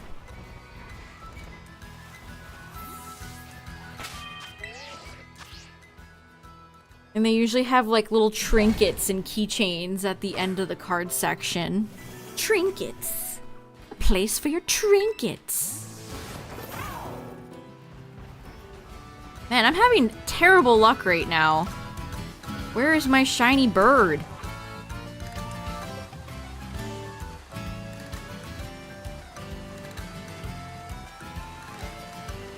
What in tarnation is going on here?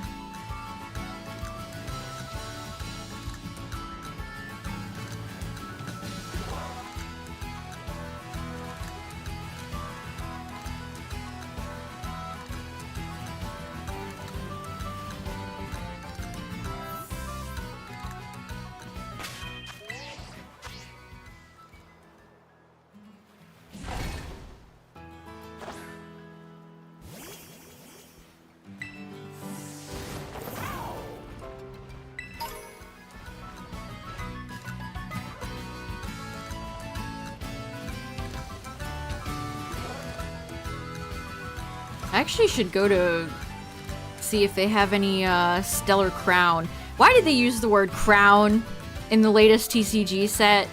I hate when Pokemon reuses words. Crown Tundra, Stellar Crown. No more crowns. I almost said Crown Tundra when I was talking about the set earlier. No, it's Stellar Crown. Crown Tundra.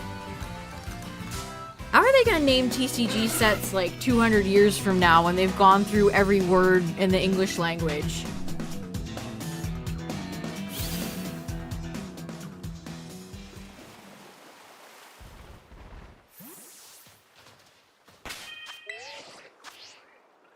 I kind of miss the simplicity of older Pokemon set names like Fossil.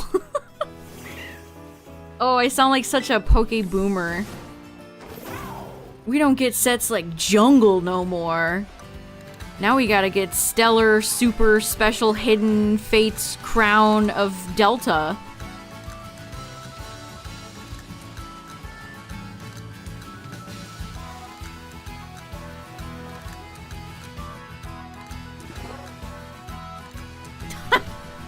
Automod does not like that message.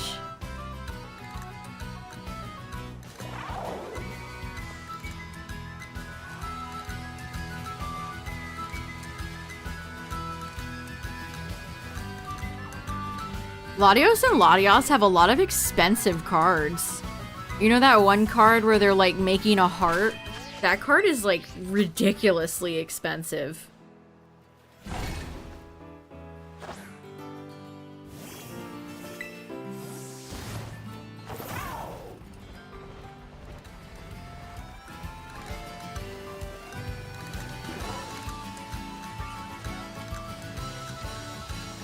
Also, chat, we'll probably be doing some Dynamax this weekend.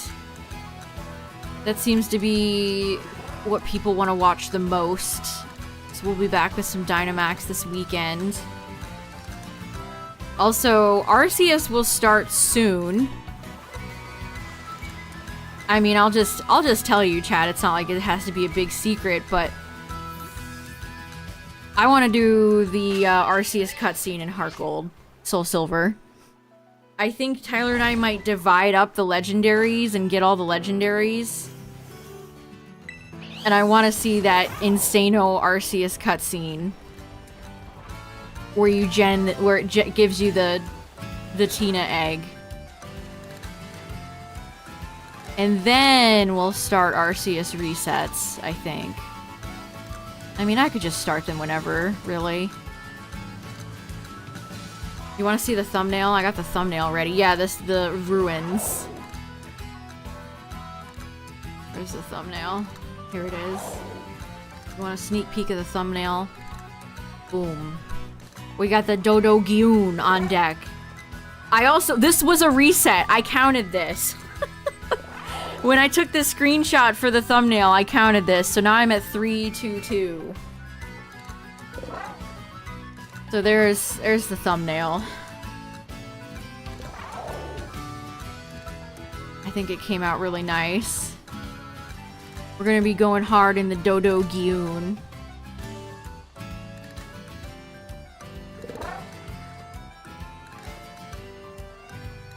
I still can't believe I got Darkrai and Shaman as fast as I did. Crazy. Yeah, my Chibi character. that's partially why I took it, because it looks like she's like looking up. It was kind of cracking me up. Dodo Gyun.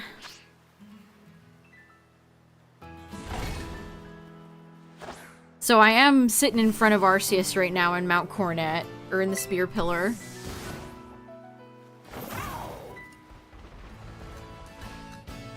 I do still need to make a Blissey. So I'm not like fully 100% ready. But that shouldn't take me too long.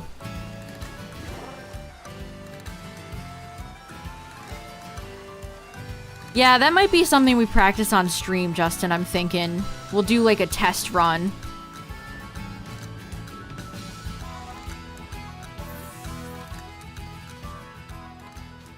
I mean, honestly, I could just say we ball. Does it autosave?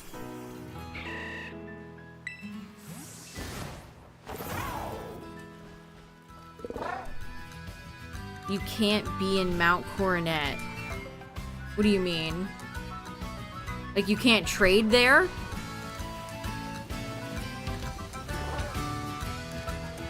Are you telling me I have to go back and scale through Mount Coronet again?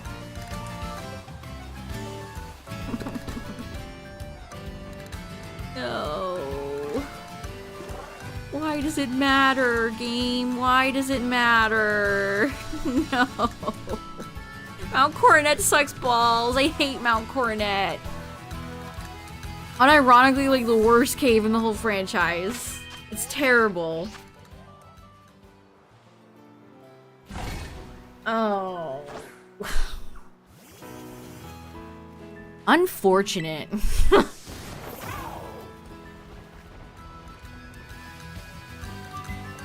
Well, I did it to get the thumbnail, so at least I got the thumbnail done. Motherfucker. That's so dumb. Why do they care where you trade? What difference does it make? Especially when you've beaten the game.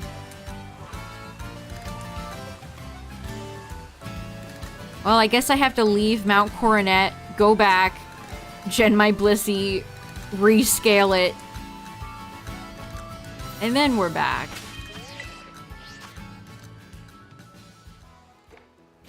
Heyo. I'm talking about the future Arceus hunt, Midnight. I'm sitting in front of Arceus right now on Mount Coronet, Spear Pillar, but I don't have my Blissey ready. So I'm going to have to leave Mount Coronet just to trade myself.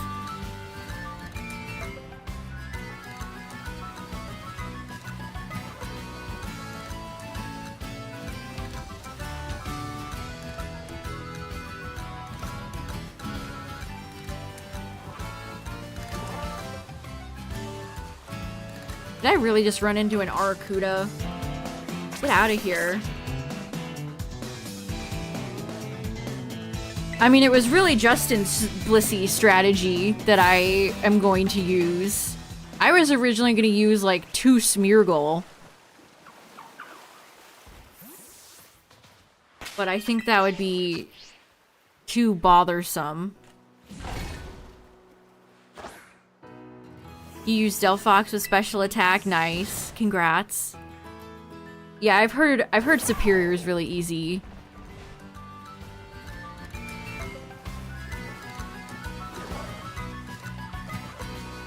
You tried it with Smeargle and failed. Oh, that's scary. That's scary.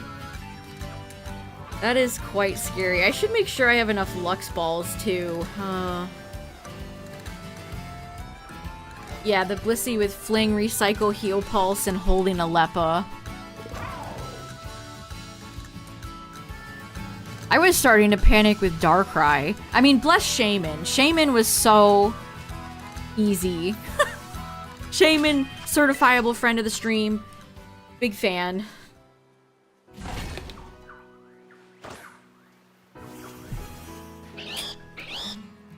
Yeah, pretty much. We pretty much just want to make sure Arceus doesn't kill itself. They're so evil for putting Recover on it, by the way. They're just so evil.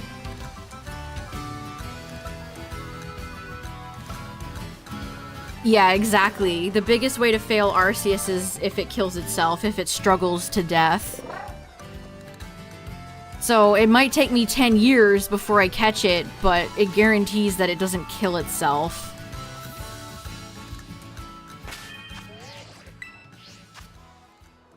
Yeah, so here's what I was thinking. I'm gonna bring out Alakazam, who has Synchronize, so we get a good nature on Arceus. And then Alakazam can learn Thunder Wave. So, Synchronize, go for Thunder Wave, swap out into Blissey. Throw balls until I get? Because, like, I could false swipe it, but it'll just recover.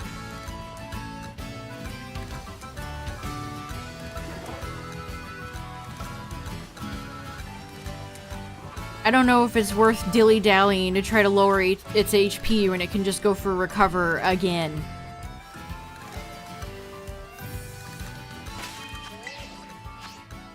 I don't know, it's legitimately, like, you have to strategize for it if you're like me and don't want to use a Master Ball. Like, this could all be for naught if I just used a Master Ball, but I don't want to.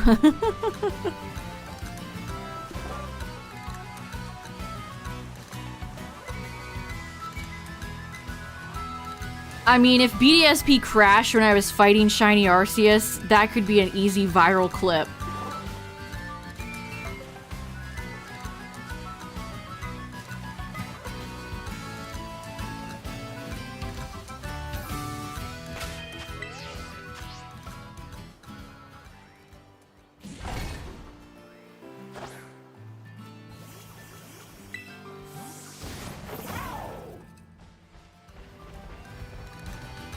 I've noticed BDSP crashes the most when resetting for Darkrai if I mash A when the game is loading. If you mash A through the intro screen to try to get back, it can freeze. Which is dumb. That shouldn't happen. Also, that's like evil energy to put out into the world. I think this game is more... I don't know. I've had more crashes with this game. I've had BDSP crash, I've had Scarlet crash, and I've had PLA crash. PLA, I had a really weird thing happen where I almost thought my save data was, like, gone.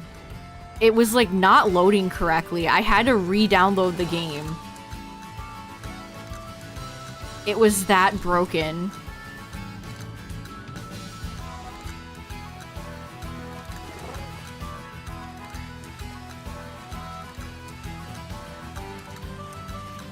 It spooked me. I never had anything happen like that before on the Switch. I literally had to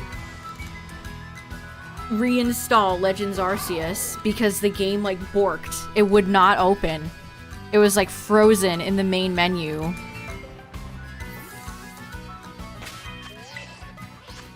Scarlet crashed twice on ya. Yeah, that's not surprising.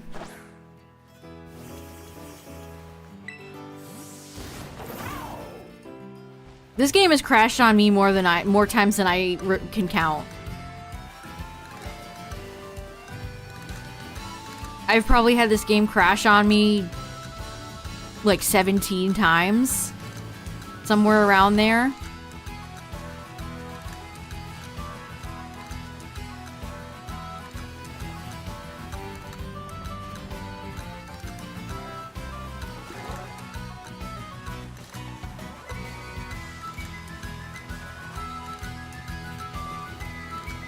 Yeah, and sometimes the game tricks you. You're like, oh gosh, it's gonna crash, but then everything loads in after like 30 seconds.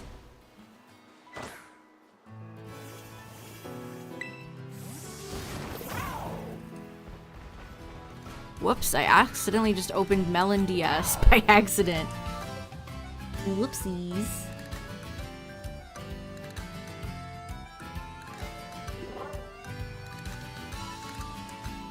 Yeah, that does happen a lot, doesn't it?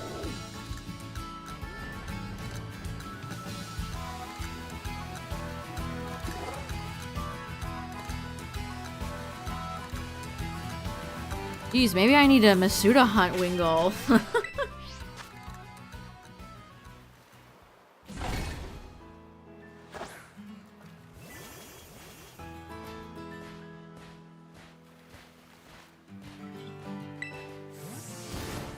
I've been itching to do another Masuda hunt lately.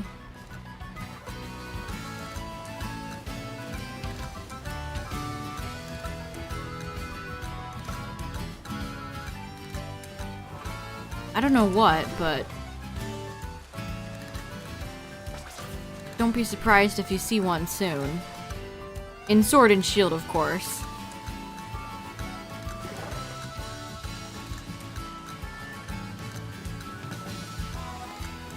You were in a union circle? Yeah, the game seems to really have a hard time with multiplayer.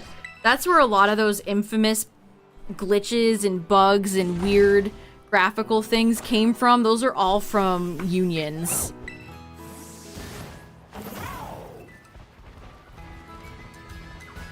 Yeah, if you see me doing a Masuda hunt in Scarlet and Violet, I might have been replaced.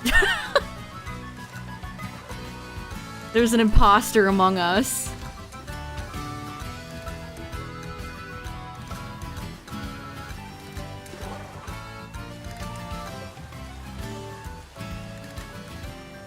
Wingull is a very cute Pokemon. Paradox, Silver Lugia, Shadow Lugia. Yeah, it might be funny for you guys, but then I'd have to do a Masuda hunt in this game. I mean, half the reason I don't like doing them in this game is because I think it's boring as hell to watch. I think sitting watching somebody at a picnic for 30 minutes collecting eggs is supremely boring. It's not fun for me, and it's not fun for the viewer.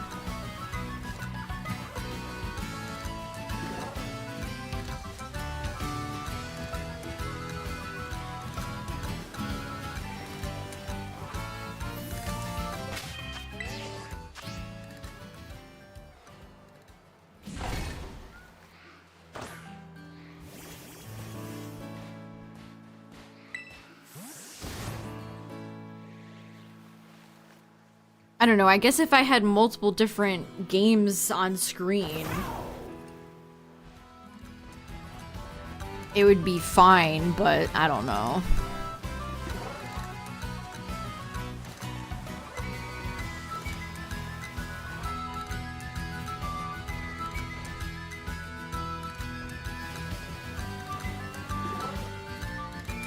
Yeah, just buy 20 game cubes. Let me go out and buy 20 game cubes so we can have 20 different shiny tutorial Salamence hunts.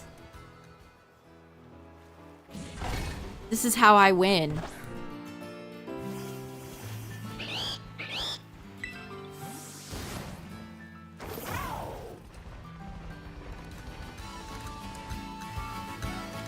Maybe I'll put Colosseum or Gale of Darkness on the next incentive. It's been a while since we played one of those. Which one would you want to see, chat? Colosseum or Gale? Which would you all prefer?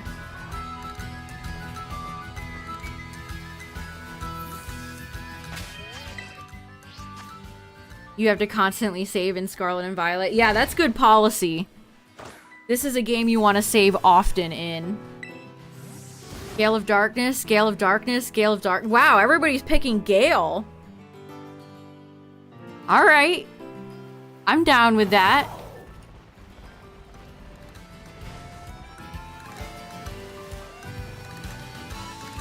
Gale of Darkness does a lot of things better than Colosseum, but I also don't think it has the same cool vibes. But they're both good games.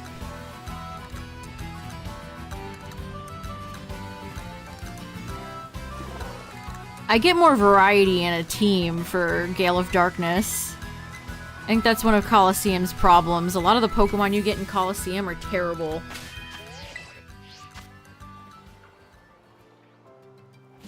Toad is the worst Mario character.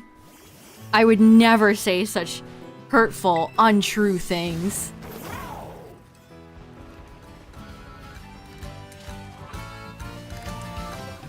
Yeah, the Under is so cool. Colosseum just has, like, the coolest locations.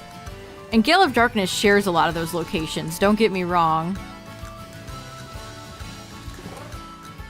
Yeah, Shadow Pokemon are cool.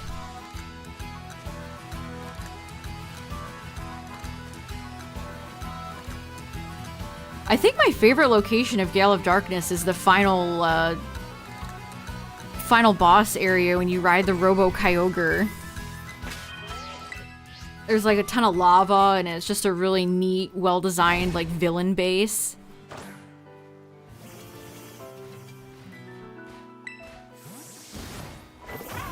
If we played Gale of Darkness, so your starter in that game is Eevee. And when I first played through Gale of Darkness, I used Espeon and Ursaring. And those were like my boys. I used the Shadow Teddiursa. You get... Oh! Oh! Hello! I'm very happy you decided to show up, Wingle. I am very happy to see you. I'm very, very happy to see you, my friend. Yay! Thank goodness. Sheesh, this only took over 2 hours. But hey, we got it. We take those.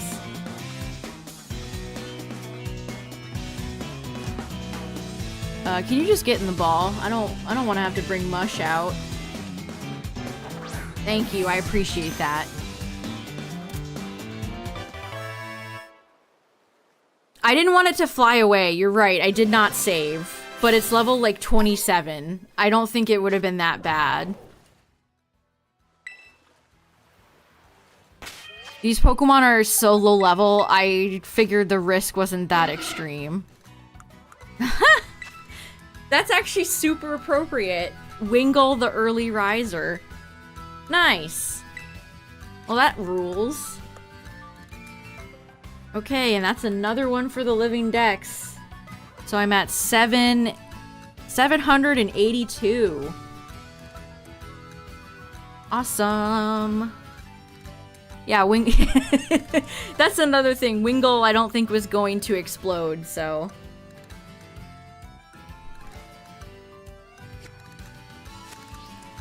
We're good. Okay. You love to see it. You love to see it. Let's go take Wingle and we'll go look at it. Good. I'm glad the shinies showed up. I don't think I could have taken another Cheddar stream where 3 hours go by and it never showed up.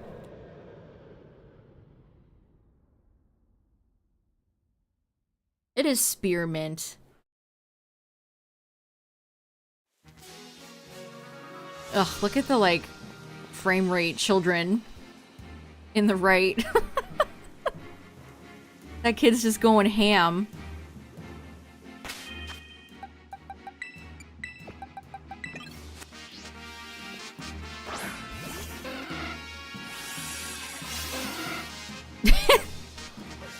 Dynamic Wingle flying action.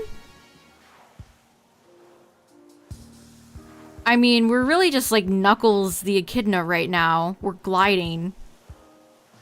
Wingle really isn't flapping. Can we land?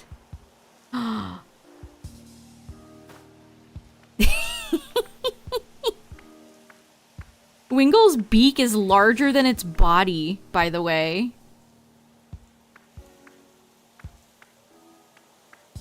Living in the sunlight, loving in the moonlight, having a wonderful time.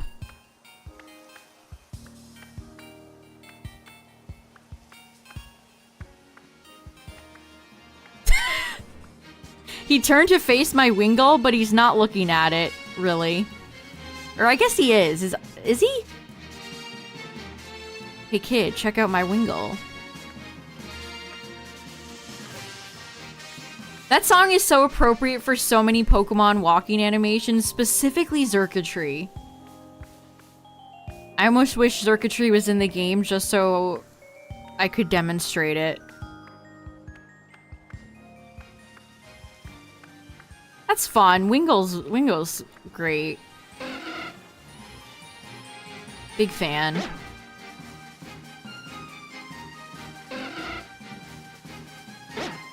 Whoa, get away from me, Vibrava. Don't hurt my guy.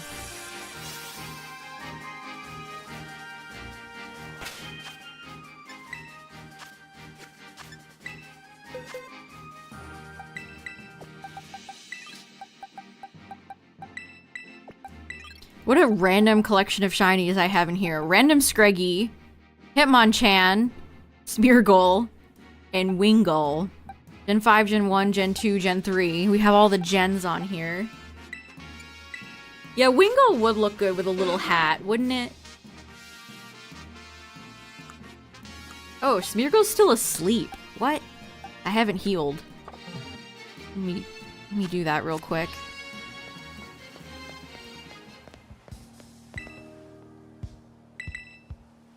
Bing, bing, bing, bing, bing.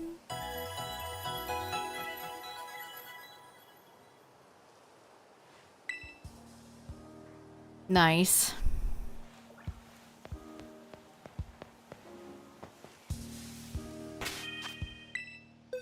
No, it does. That would be really obnoxious if it didn't heal your PC Pokemon. That would be terrible if that wasn't the case. Also, shout out to Wingle for having a great green shiny.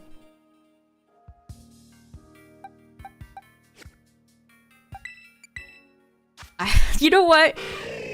We didn't look at Hitmonchan when I got it. Let's look at it. Let's see if it looks as dejected as it...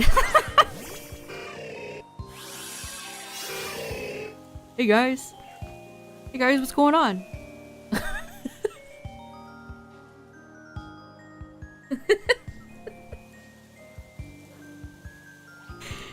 Hitmonchan with its arms down is so strange. I ran into the wall. Oh, you guys got any games on your phone? Why does it mouth breathe when it runs? This is just like a person. You see this guy jogging past your work every day.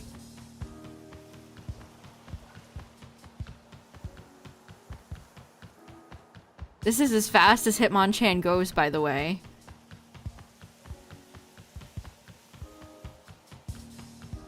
Yeah, Hitmonchan has no nose and Hitmonlee has no mouth, but he must scream. Yeah, this almost could be like... This is like Lululemon. Or, Fabletics, whatever like trendy athletic wear company they made. Wait a second. Look at Hitmonchan's like legs. It almost looks like it has scaly legs. Oh. He's taking a knee. I mean, the blue boxing gloves are fun. Get the upskirt on Hitmonchan. Oh no. This is what real gamers want. Where are its shoulders? Look at it, look at the way its shoulder is. It's like barely connected.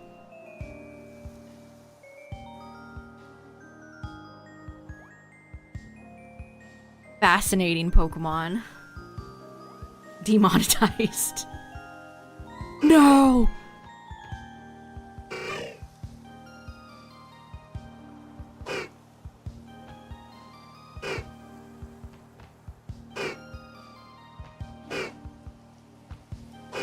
Beat a Pokemon? What level is this Pokemon? I guess I could go find somebody. Okay, we're going out into the world with as Hitmonchan.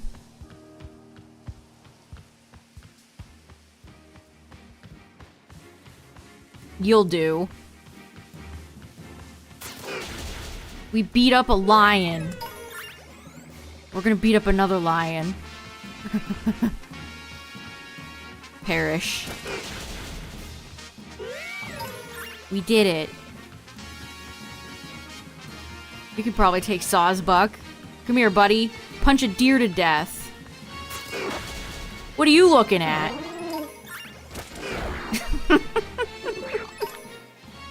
Yeah, its shoes are so plain, too. Or its feet? Question mark? I guess they're just feet. Is this all skin? I'm scared. We're poaching lions in the savannah right now. Watch me run into a shiny. I would actually laugh. That would be funny. The texture just loaded in for these cacti. Yeah, amazing. Is Machamp's belt part of the body?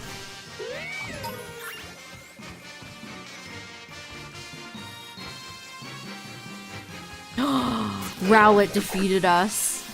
Hitmonchan could not best Rowlet. It's over. How do you lose to a Rowlet? Hitmonchan just got owned.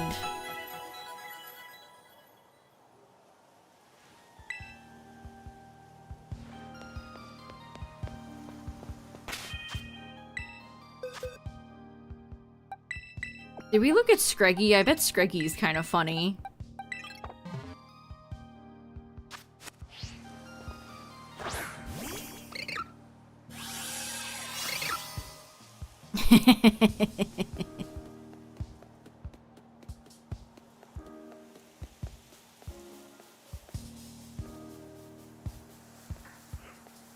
And I was right. It looks like he's holding on to his shed skin, but not quite. Or maybe he is. When he's running. So his pants don't fall down.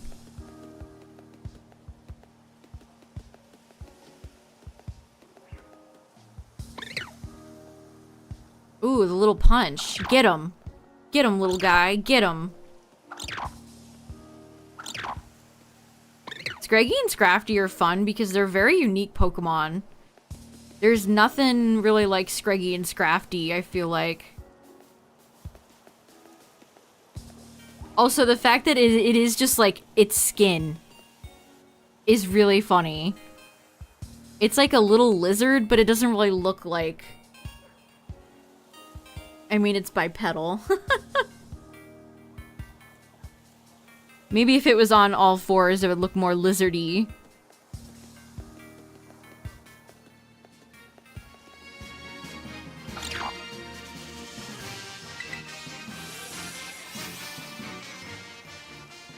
Gen 5 has some great Pokemon. It has some iffy ones, but it has some great ones.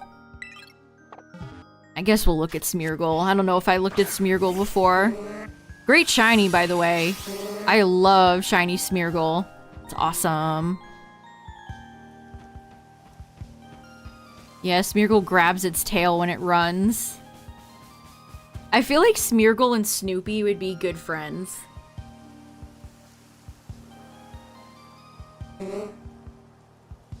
See, this is what I mean. Like, Smeargle is like a dog, a beagle, but it's so cartoony and unique that it's so charming.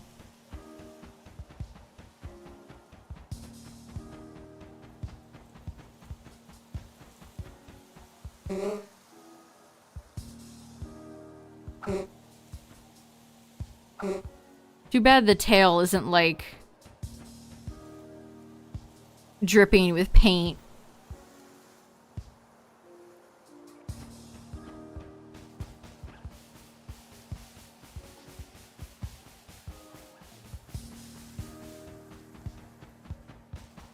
Like Gligar. Yeah, Gligar has looked weird. I don't remember Smeargle looking where they flipped it like that.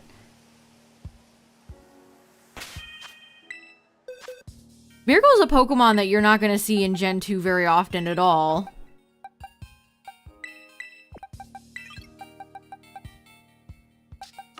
Did we look at Porygon 2? Look at Porygon 2. Appropriate with the Game Corner promo. Yeah, let me see.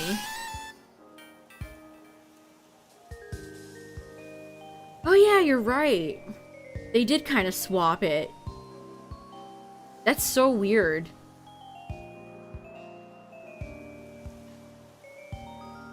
Yeah, Smeargle's shiny used to just be green. That's really weird. Gen 2 has so many little instances of stuff like that. Okay, Porygon 2 cannot land.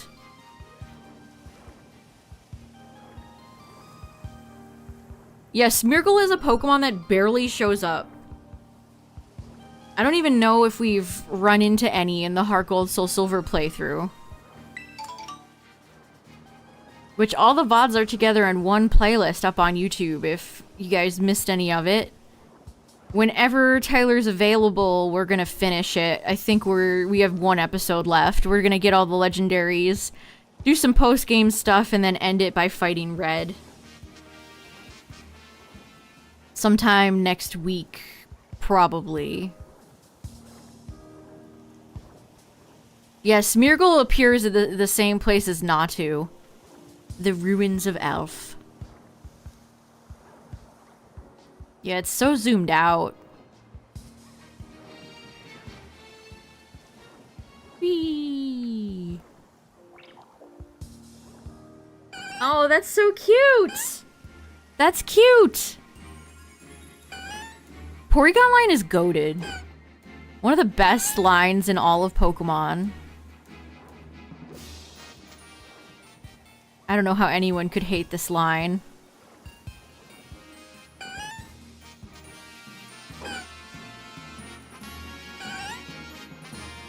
Cute.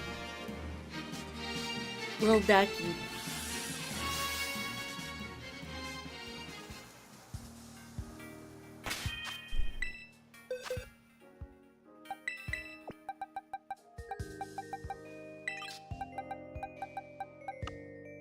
Put Mush back out front.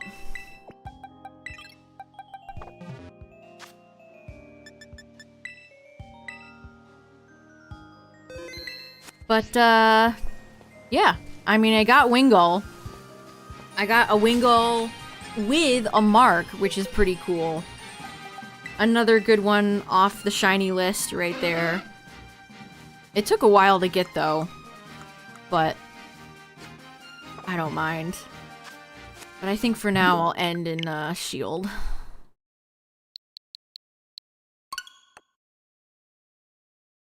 Yeah, this weekend, chat, more Dynamax. More Dynamaxing adventures. Maybe we'll have more weird Switch 2 leaks to talk about then. Oh yeah, the last shiny I got in Dynamax was Seadra.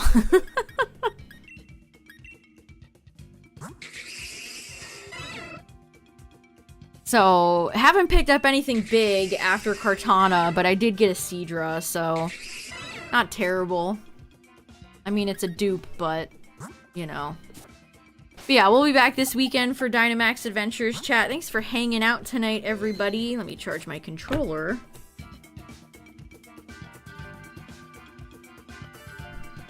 Blah blah blah, Discord, blah blah blah, YouTube. Shout out to the YouTube viewers, the VOD watchers. Thanks for hanging out tonight, everybody. I appreciate it. We will be back this weekend for Dynamax Adventures. See you all soon. Thanks for chilling. Good night, everybody. Bye.